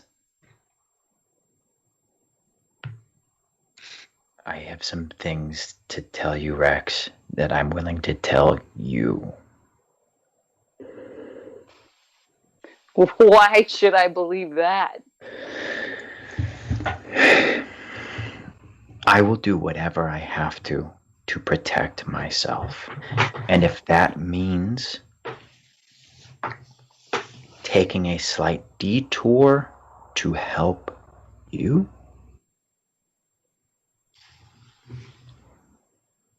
I'm willing to get off this horrible, horrible puddle of a planet. And I will do anything I have to ensure that. You're going to more places, you're going to more company facilities, you're dealing with their experiments, you're looking for their objectives and what they want. I've been an executive for a long time, Rex. And I keep my ear to the ground so that I always know what's coming around the bend. You want to know what weapons they got or how to stop them? I can help.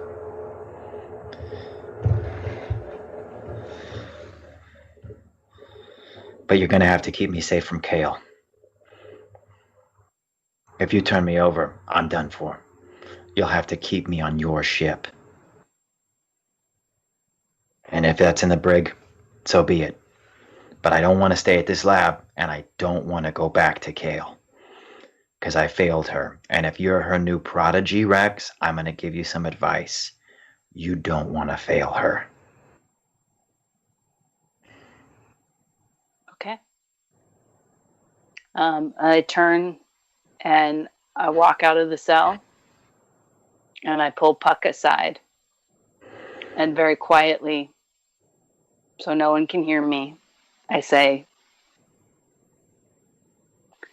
I think we make it look like an accident and destroy this fucking place. Sounds clever. Maybe with explosion. Oh, but before we blow it up, I have plans for Herr Dobyns. I'm saying only the 4 of us leave. Oh. Well. I had something pretty spicy cooked up, but I don't know if I can. But that's why I'm talking to you. How about He's the one that hurt you, and I can't make any decisions about him. Yeah, I don't know about Shevana. I have no plans on killing her. She never tortured me, so I don't feel obligated to enact unfair justice upon her. But yeah, I definitely say we make it look like an accident. Like maybe there was a bunch of explosives that got detonated because of the old Wiggly boys. You actually know, Puck, from Sam's time. Ooh, donation! Hashtag Sam, I am all for burning this whole station to the waterline because there is still the chance of more Wiggly boys. Nuke Good it from point. orbit. Only way to be sure. Yeah, Thanks, Mike. So, exactly. thank you. Thank you, So, Merc. you know, Puck, from Sam's time in the control room when you hacked into like the whole system. Part of the emergency systems that Gwennig was referring to earlier are charges that have been installed along the column of this facility all the way down to the sea floor. They're designed to destroy it in the event of like espionage, or like if they need to throw all the files into a trash can and light it on fire. That's what these charges are for. Most of the facilities that the company has have a self-destruct mechanism built in. So it'd be rather easy for you to just queue it up and walk out of here and watch the fireworks from a distance. Okay, well, first things first. I have to tie up Herr Dobyns real good. Is he the summoner? In a rolly chair. Is he the water planet summoner? No, he's not. He's just a high-level company scientist. So we don't know where the summoner is. No. The planet's huge, though. Okay. Okay. In theory, the way I see it is like your mother has probably sat at a table with all of the summoners 2 or 3 times in the course of her life, and maybe kept up a correspondence with some that she got along with or needed to deal with. Okay. So there's a chance she would know the water summoner. You knowing them, because this is your first true time off planet, is pretty slim. Okay. I think Langoria might be the only one you'd met. I want to introduce something to the group as a fledgling of an idea that I have that I don't know how to flesh out. But I am interested in the idea that Bryn and Tag don't know that it's not an accident. And I don't know how to make that happen. I think so. If Gwennig's here too, I'm definitely wanting to get Gwennig off planet. Right. Yeah. Back to the fire planet. So you're saying you want to do this without them knowing it's going to happen? I think what you can do is you can signal... Rex would be able to signal a shuttle and tell them in advance, like, Maybe yo, I can summon my shark somehow where he sets off the... Where he's so... No! That's your idea, okay? Not mine. I know, but it's really good, right, guys? It's so You dark. could get a shuttle down here to get back to Haven and be the only person on the line and set it up so the first shuttle picks up the 4 of you. The second one comes down with a security detail to pick up the prisoners. And as you're flying away in the first shuttle, the charges go off. Like, I just saw in chat, I don't want to blow up the shark, but I feel like this really dark move on Rex's part has to have a sacrifice and a cost. Oh, and for wow. me as Trin, that shark I got real attached to. So for me, that's really sad. I just Ups. Let's hear what Boom. they say.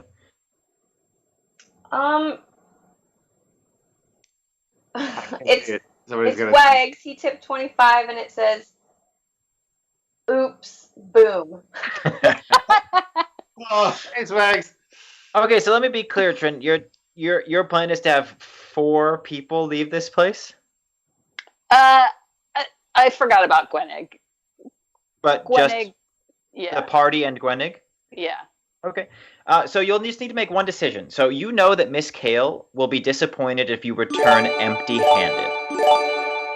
Hashtag swap. Let's have a little chaos to liven up this evening. What? GM swap. Mwahahahahaha.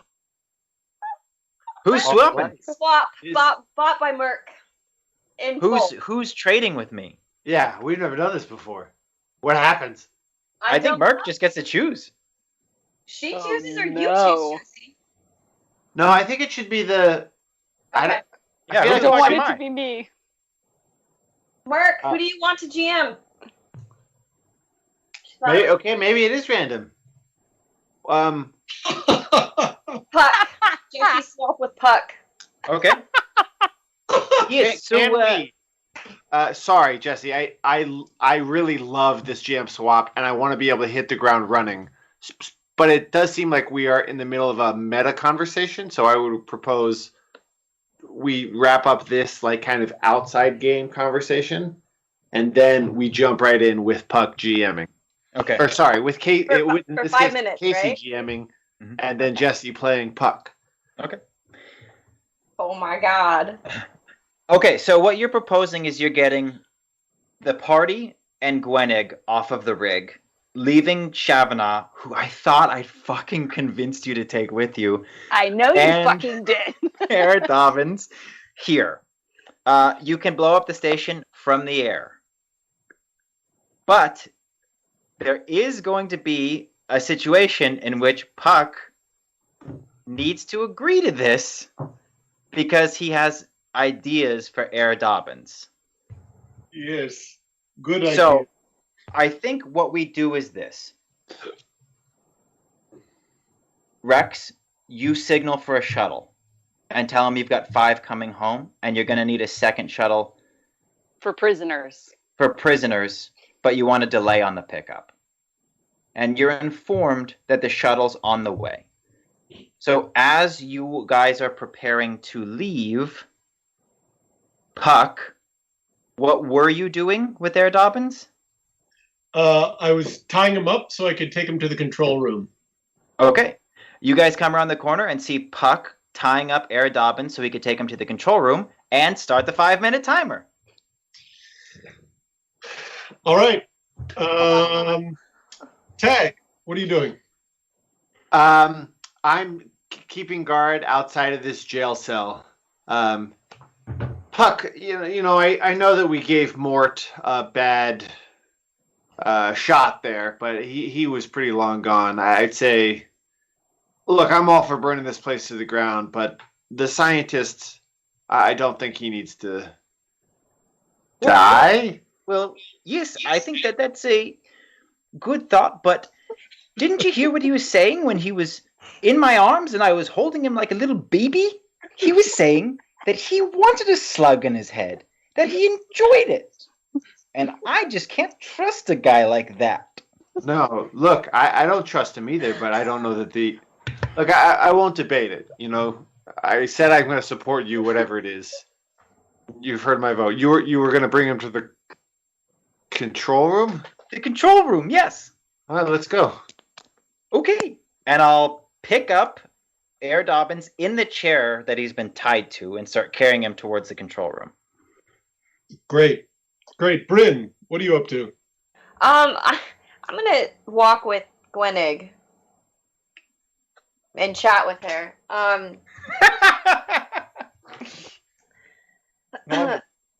She still seems pretty shaken from your previous encounter, both even though she gave over her Void Blaster to Puck, it still seems like they're whatever that warmth that you guys typically experience, there's still some distance with her and you. I think maybe now that I died to heal you, we're even?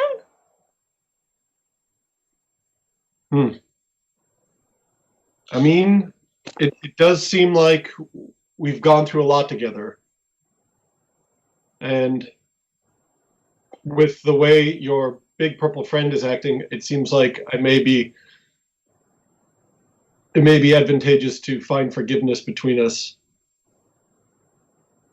The question is to you, really.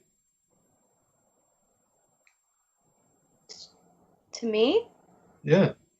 Do I forgive you for leaving and not talking to me for 10 years? That's hard. It's hard, man. It was hard to leave, too. You could have told me that.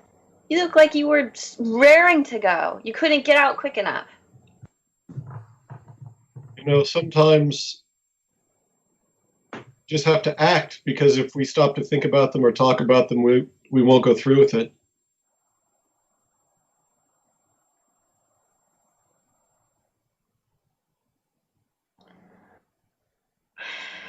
Where are you going to go? I mean, this place is done. I think you should go back to fire and just... Well, I don't know. Maybe I'll get a promotion. Maybe they'll put me in charge here. You want to keep working for the company? After what they've done? Well, I know it seems crazy, but it seems like a good move up, a great opportunity. It's what I've always wanted. To work for a company that is so evil and does experiments on people and is messing up every planet. Do you know how much I've gone through fighting the company? You're traveling with a company executive. Don't play the high ground with me. You are friends. Oh, don't throw out the high ground. Me. I don't know that. That's not gonna work. That doesn't work on me anymore. You don't got rights to this anymore. All right. Well, you don't have a monopoly on innocence. Rex is absolutely a company executive. Rex has got a lot more going on than I think anybody knows, and she has been so loyal and so put her life on the line to keep me safe. That's all I know about her. All I know is, and now we're going to every planet trying to undo what the company has done. You're so smart, and so talented. We could absolutely use your help, especially on Fire Planet.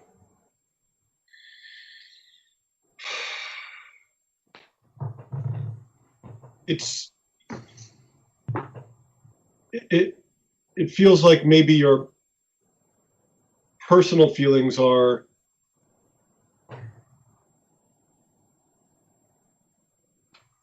getting ahead of my best interest. Huh.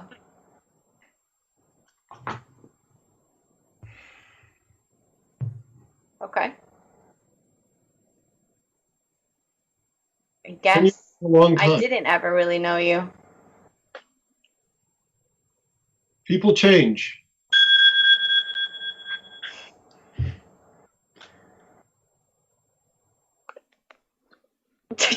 Do I finish this with I Casey? want to not take over in the middle of a scene because I like the way it's going so much. But it will get me out of a bind of having to decide what to do with their Dobyns. I know people change. I'm not the person I was 10 years ago either. And as much as I would like to see the person that I thought you were flourish, I can't let you, as you are now, continue what you're doing with the company. So we will go to Haven, and I will have you escorted back to Fire, and I'll let my mother know that you're coming. And hopefully, luckily, if you're lucky, she can find a job for you. Damn! So I have to be your prisoner?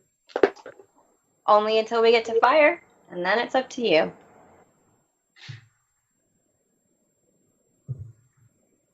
Well then, Summoner.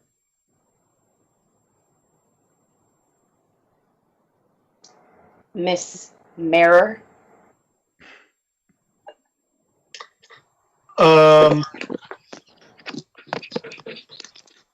Gwynnig turns abruptly and sprints down the hall.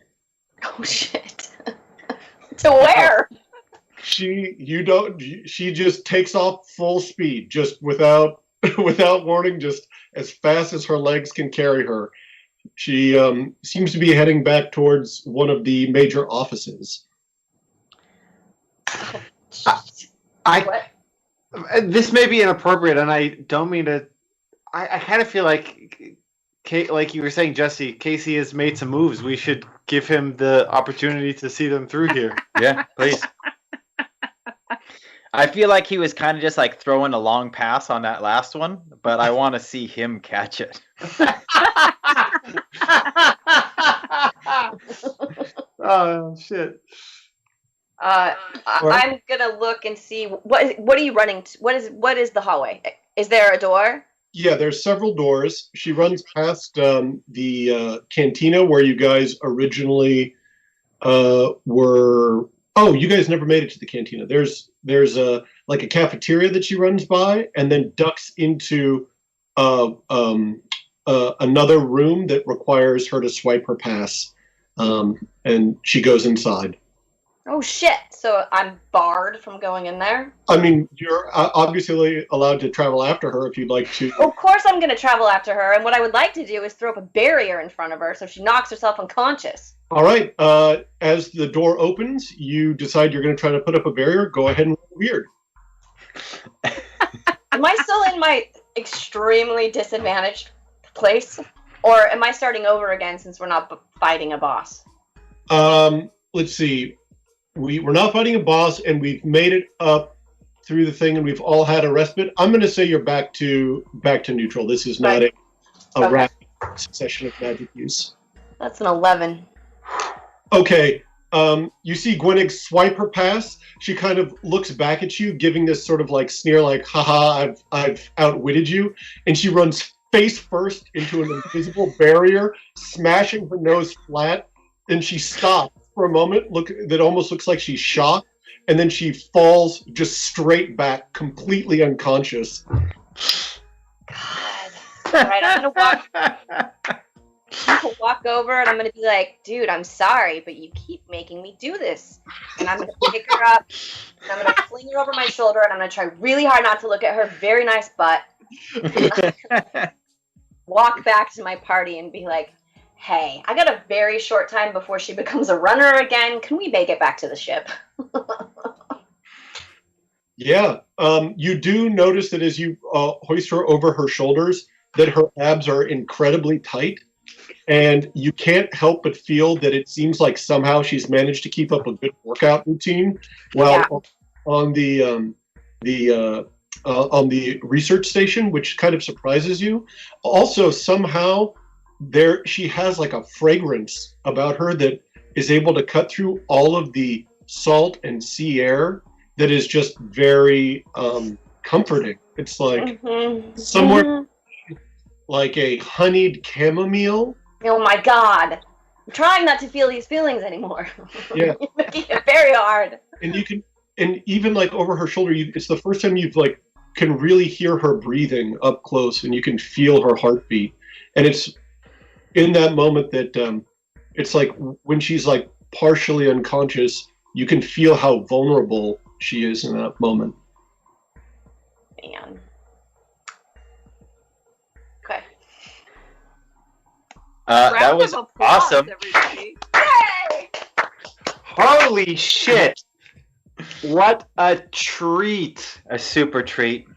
Your pup is amazing, by the way. That was just. Say it again. Oh, What was amazing? So good. Oh, his puck. My book was it was noticeable, but It's derivative, let's be honest. okay. So, Puck, Tag, you guys open the door to the control room and enter. You see Gwynnig run by very fast behind you. You hear a crash, then you see Bryn march past, then march back, carrying Gwenig over her shoulder, and disappear back down the hall. You're now in the control room with Herr Dobyns tied to a chair. I don't know what you have in mind. All right, I transform back into Sam. All right. As soon as you do, the burden becomes a little bit too heavy for you, and you have to set Herr Dobyns down on the ground. Absolutely. That's why I had him tied up in a chair. I'm not going to be able to restrain him as Sam. I wheel him over to the primary terminal, and I start hacking back into the system. Okay. We're just going to say that you left yourself a back door because I think you had a relatively good roll when you got into the system the first time. So you're just able to access what you need to access. Yeah. I'm going to go ahead. Yeah, Herr Dobyns. Puck and I have been negotiating about the best way to sort of feel vindicated against your evil contributions to this world and this planet, and we've decided the best way to achieve justice is to make sure that we each get a taste. I get my choice, he gets his choice. That way, it's equal. So what we're going to do here is you're going to watch me delete your life's work. That's what is going to happen, so that no matter what happens to you, you can know that not only the backups, but the hard files, the cloud, everything you've done is going to be erased. Everything that they know about Puck, everything they know about me, because I just want you to know that your life up to this point has been absolutely meaningless and will leave no lasting impact on anyone. For the first time, I think since meeting this guy, you see the aloofness and the humor and the sarcasm drain. His face relaxes, but every muscle in his body starts to tense as he just, it's like this slow build as he starts trying to just bust out of his binds. But he is just a very injured human and cannot. But he has no retort. You just see this, rage behind him. That feels good. That feels real good. I do it right in front of him. Okay. No more pomp and circumstance. Just begin the process of deleting his existence from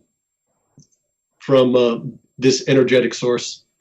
Unfortunately for Herr Dobyns, part of the self-destruct protocol is designed to fire sale everything that's on these hard drives, and the process happens very quickly. There's no loading bar that slowly climbs towards 100. It's delete. Yo, you sure? You hit yes, and it's everything gets wiped, and the system starts to actually reboot. Wow, that's crazy. Everything you've ever tried to accomplish, everything you've put energy into, gone. It's gone. As you were typing in, he was just kind of struggling against the binds, and you could just hear this heavy breathing, this exertion. But once the system starts to reboot and everything is done, he just slumps into his chair and hangs his head, kind of defeated. Yeah, that feels good. I'm glad I got to come back for that. That's a warm and fuzzy feeling there. Sorry about Puck's choice. It's different. Anyway, great to see you. Have fun up on the ship. Yeah, man. Who knows? Maybe I'll pop around and see you when Puck's doing his thing. Who knows? All right. I turn back into Puck. Okay. We're going to pop over to Rex for just a moment. Oh, just real quick, from chat, they also hit the name an NPC goal, so you gotta let them know who to name. Cool. I think it'll be... I have something in mind. It would mean it would be a bit of a delay. It would be a much larger character. So we will, I think, field the question to chat. Mark, if you can facilitate getting a delay to have a much larger character, or having a quicker response, but possibly a character who won't stick around as long. But it would be more of an immediate juice for next episode. But yeah, cool. We got plenty of NPCs coming up. You guys are about to go to a new planet. Rex, so you do know one thing for sure. As all of this is happening in the control room and Bryn is dealing with Gwenig and Tag and Puck are hanging out, fucking around, You do know that Miss Kale will be disappointed if you return home from this mission, from a critical asset of the company, this facility, empty-handed. So if you're going to destroy all of it, I actually have to delete some of your options now because of Sam's actions.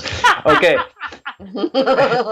You can bring her nothing and suffer the consequences. You can bring her a brain slug. You can inform her of Tag's royalty status in the Malice, or you can inform her of your time crossing over into the Malice. There were other options that were less bad, but they've been deleted. So you can no longer do that. Or you can have nothing. I think that those are your only options as far as like your character now needs to make a choice that will affect what happens after. Do I have to decide now? You will only have to decide now if you want to bring her a brain slug, because there is nothing else that you can access at this facility. The other two would just be knowledge that you possess. Right. We pop back to Puck as you decide to find out what his plans are for Herr Dobyns. Oh, gotta take him up to the ship. To Haven? Yes, yes, yes. Okay. So you march back into the hallway with Tag behind you. Rex, you are getting ready to leave. Bryn joins you. She's got Gwennick slung over her shoulder, patting her on the tuchus, and you guys are now going to leave. Rex, it seems like No Puck one's is being interested- pat on the tuchus. She's unconscious. She did this. No, I meant like she's over my shoulder. You see? I misinterpreted a mime. Sue me. It's a good tuchus.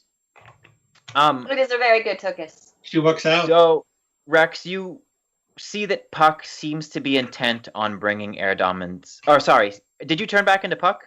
Yes. You see that Puck is now Yes. carrying Herr Dobyns and seems to be intent on bringing him with you. The shuttle is landing. You can hear it.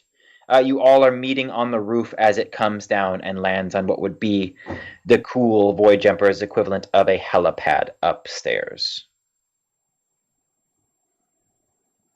Hey Rex. Click your clicker thingy. Click. I think maybe we blow this joint. This place has been nothing but a literal and metaphorical gateway to hell. I say once we get everybody out of here safely, we just torch the place. I guess I'm kind of looking to you as the pyrotechnical expert of the bunch. What do you think?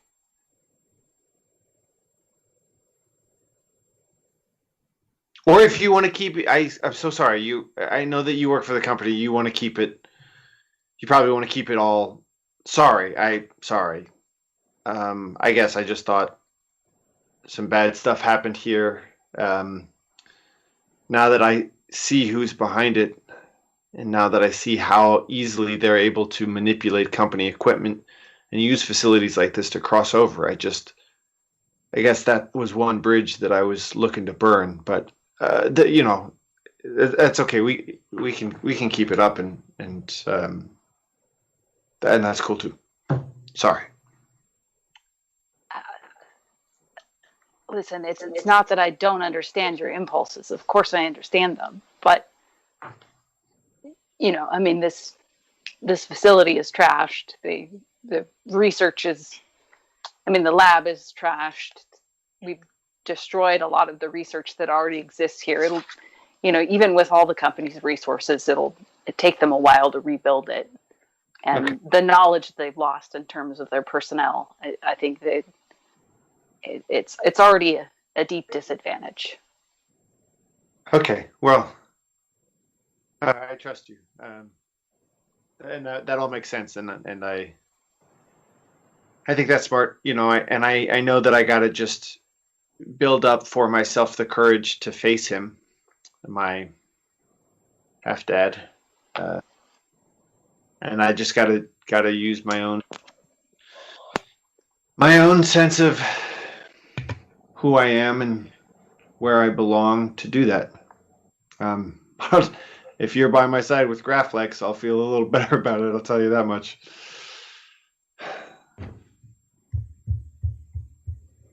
Yeah.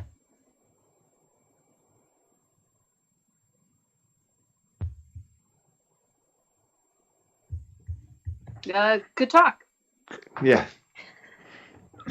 The door to the shuttle opens. Unlike last time, Matt Vansel is not there to greet you. It's actually empty, and you can see that there's just a solo robot pilot who remains in the cockpit.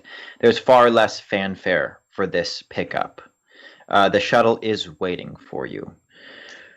Do we have a way to get the Void Jumper back to Haven?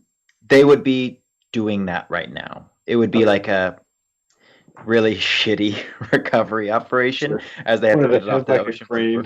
Yeah. I think I'd like, before we step onto the shuttle, I think I'd like to pull Puck off to the side and, click the clicker, but say, are you sure? Yes. Okay.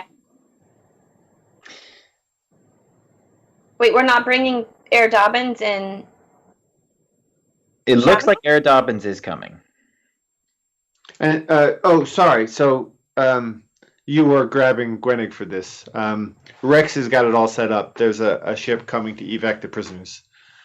I think we should put all of the prisoners on that ship, but as I don't think it's safe for us to travel with all of these prisoners. But I'm willing to defer to the people who have actually been injured by them.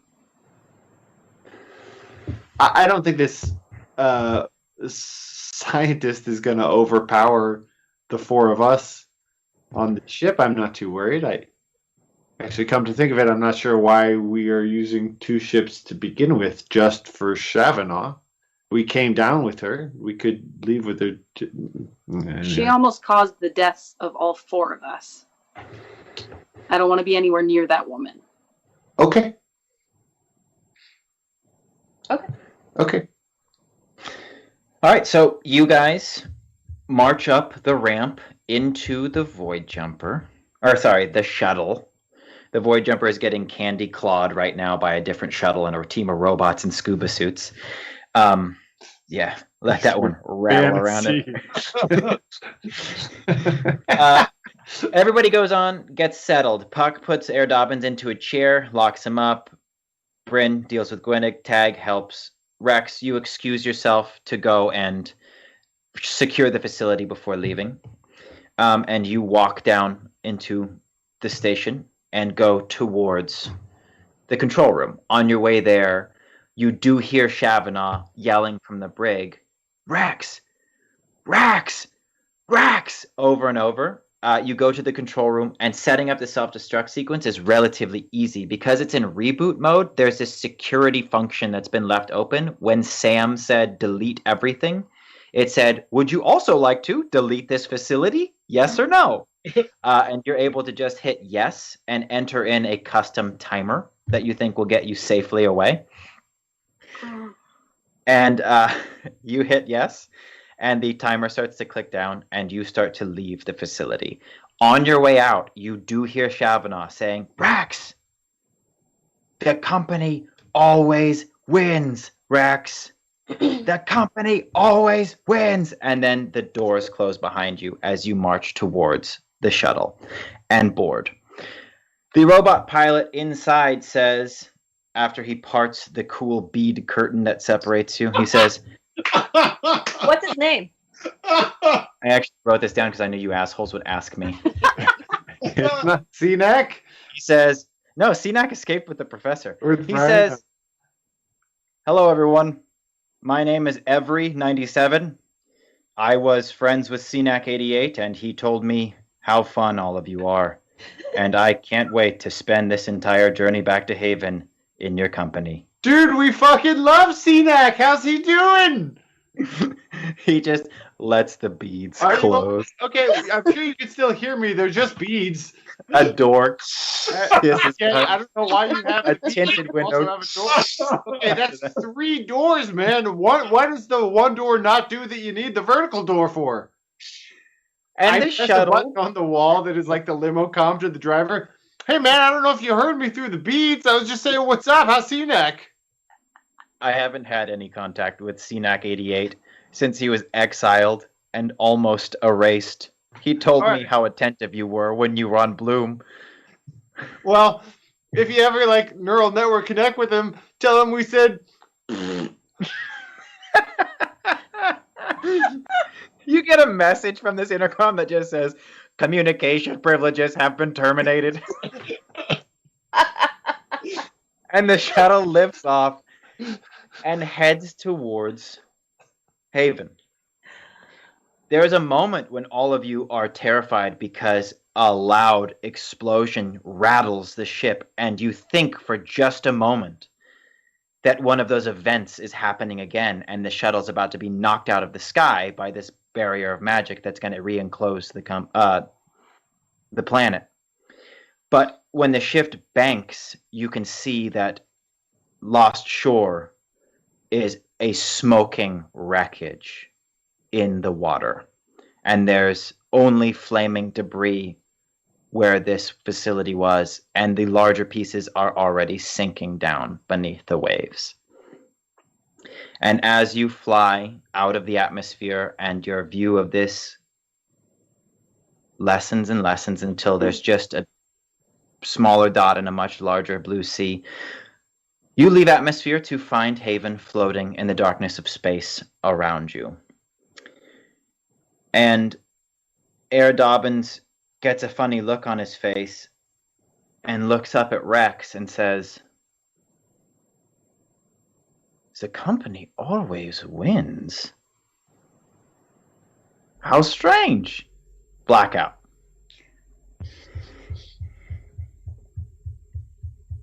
Interesting. That's a very cerebral hook there. Let's see. The results from the poll was bigger impact on the story. So they'll take the bigger character. I think we're having a Halloween episode. Correct me if I'm wrong. Mm-hmm. Our NPC will play prominently in that. Yes. I think that's 2 episodes from now, right? One more and then Halloween. 28th, I think. Cool. We're doing it in costume, right? I want to. 100%. Yes. 100% costume episode, Halloween. Yeah. I want to just say now, I will be taking requests from chat. Whoever gives me the coolest idea, I will just build it myself out of cardboard and paper and be that for the day. Ditto. Oh, God. Yeah, no promises from me, Chad. Sorry. It's like a theme. I don't know. Yeah. I'm just writing down NPC name. Okay. Yes. Cool, everybody. You beat the water planet. Yeah. Did. But And at early. what cost?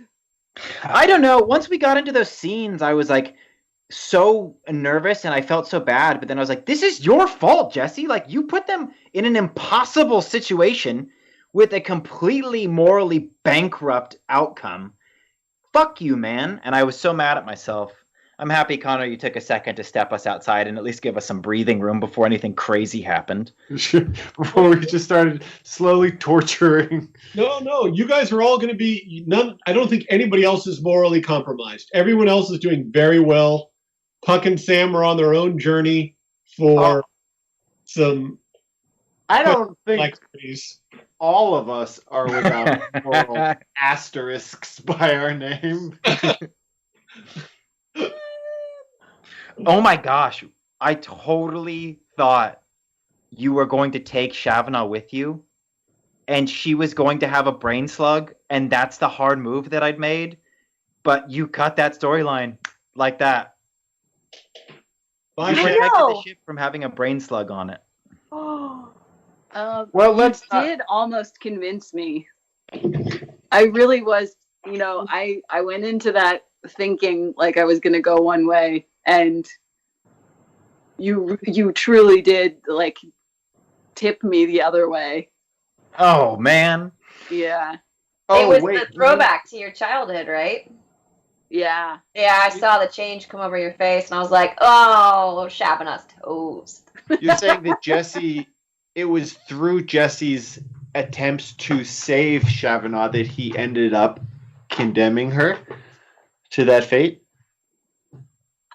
I mean, that kind of takes I think that lessens the agency. Oh, no, I'm so sorry.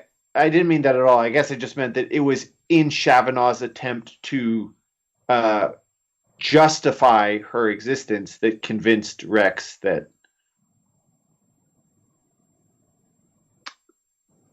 Maybe that's tough because I truly, like, outside of the character, I really did, or I guess in the character, I really did feel myself shifting throughout that conversation. Like, I didn't go into that conversation knowing 100%, like, I'm going to save Shabanah or I'm going to kill Shabanah. Like, as me, Trin, had not made a decision.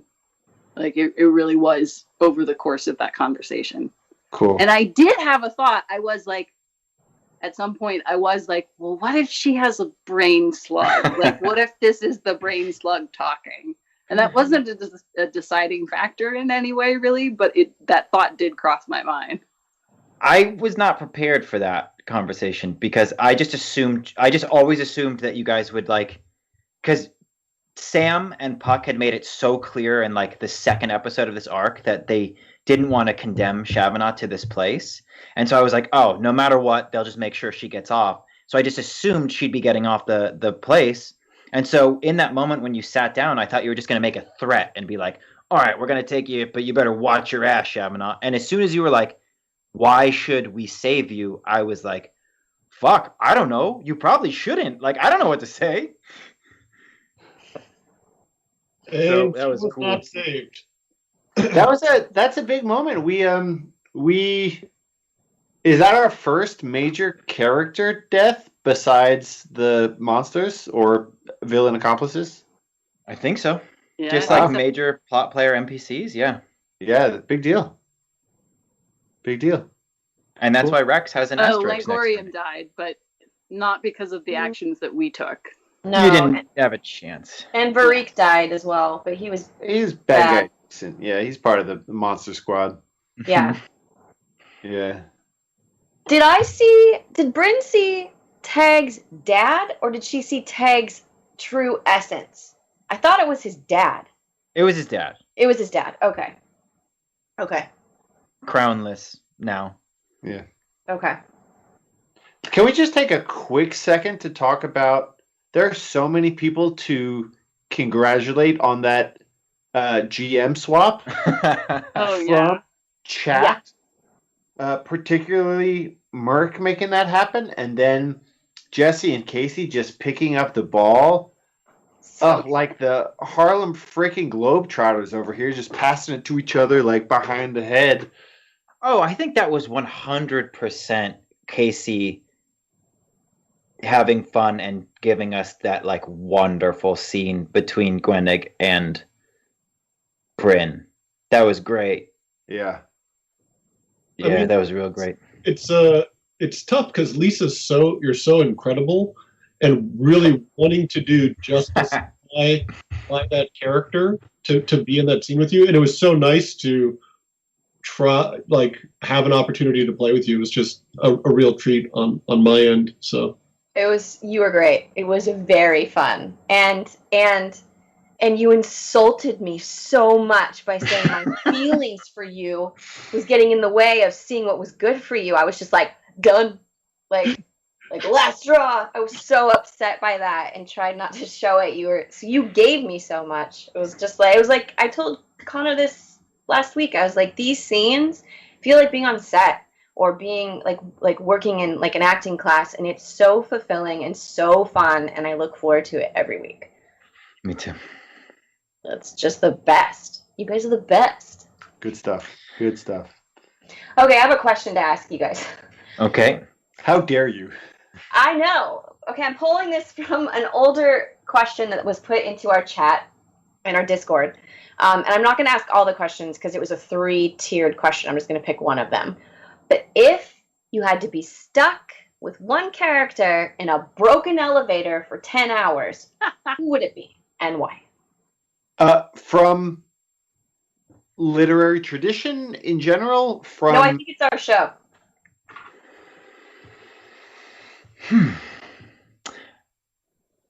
I think Captain Matt Vansel would be for me. You know, like, everybody else is pretty, like, extreme one way or the other. Like, because you think, like, Puck, right? Because he's cheery. But that's 10 hours of cheeriness in an elevator. Matt Vansel, Captain Matt Vansel, he just seems to be pretty even-keeled. Yep. Also, he'd be able to keep his head. True.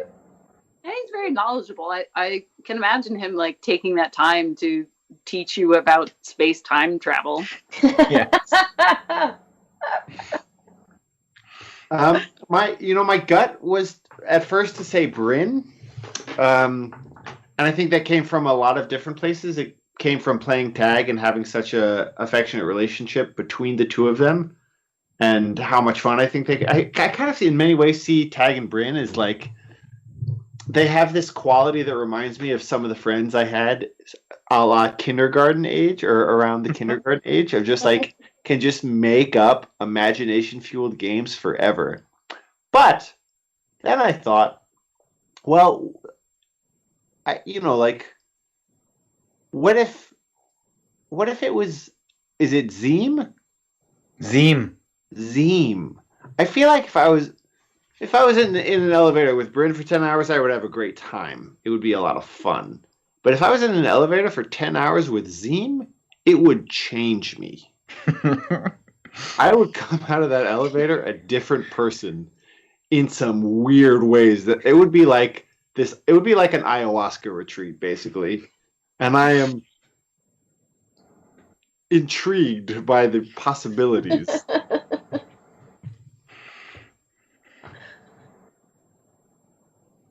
I think I would pick. I would definitely hang out in an elevator with Sam because he would have whiskey and cards, and we would just pick it for 10 hours.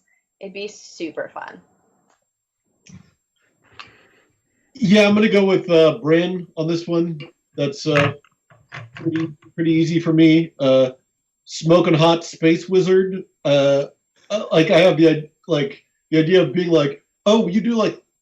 Are you willing to do like little magic, real magic, like a couple of times during that 10 hours? It'd be probably the most mind-blowing thing that I'd ever seen. And I'd just spend the whole time just like, magic's real. This is nuts. This is, wow. It's so sweet.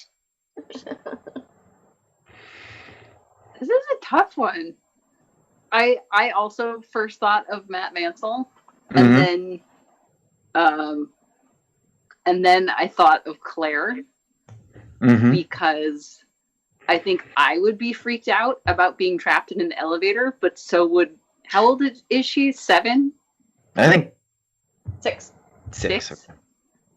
So, but I think a 6-year-old would probably be more freaked out. And so that would give me something else to focus on besides me being freaked out, was like trying to deal with a 6-year-old. Which doesn't sound that fun for 10 hours, but does sound like I wouldn't drive myself crazy. Because I would be focusing on this other human being. Plus, I think Claire's really cool and also really smart, so you'd also have the benefit of just like having a fun chat with somebody cool and smart. That's a solid question. Yeah. Yeah, it's a good question. Thanks, Mark. I think that was Mark. I think that came from Mark. That was a great one. Am I correctly reading that we're about to sign off here? Yeah, I mean, I've got people to thank, but that's... Is it, before we do, is it appropriate, how do I want to ask this? Is there any cool news, anything really spectacular that's happened to one individual in particular that they would want to talk about a little bit? Are you talking about me? I'm kind of putting you on blast, but unassumingly enough that you could kind of shake it off if you didn't. It seemed like something you'd be comfortable yapping about. I think so. First, let me say this. Whoever's going to name the NPC, I'm going to give everyone information, but whoever gets to name the NPC is going to get private information about the character to factor into their decision. So I need somebody who's smarter than me to figure out how to do that. Whether it's on like Twitter, DMs, or Discord or whatever. So that's what's up. Secondly, I signed with a literary agent for my novel. So That's amazing.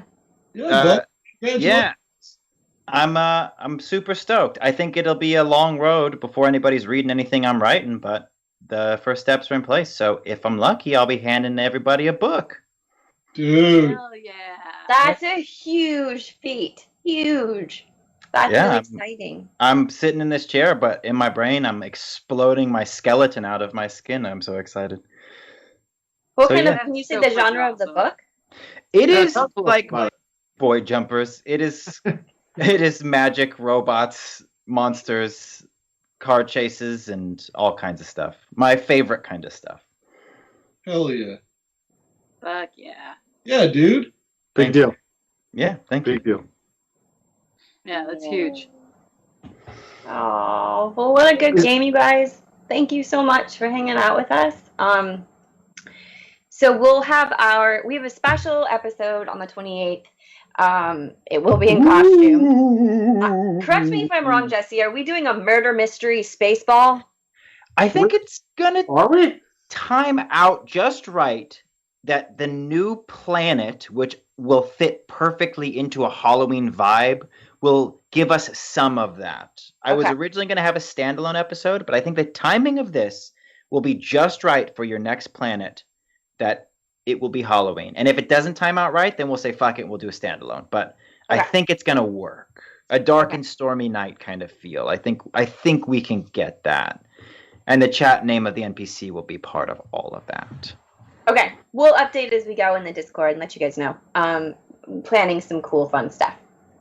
All right, thank you to Mark Thomason, the guy that's running all the tech and cameras and keeping everybody looking good. Thanks so much, friend. To Aaron Buman, who created our intro and the music in the background, and to our recaps. He's incredible. Thank you so much.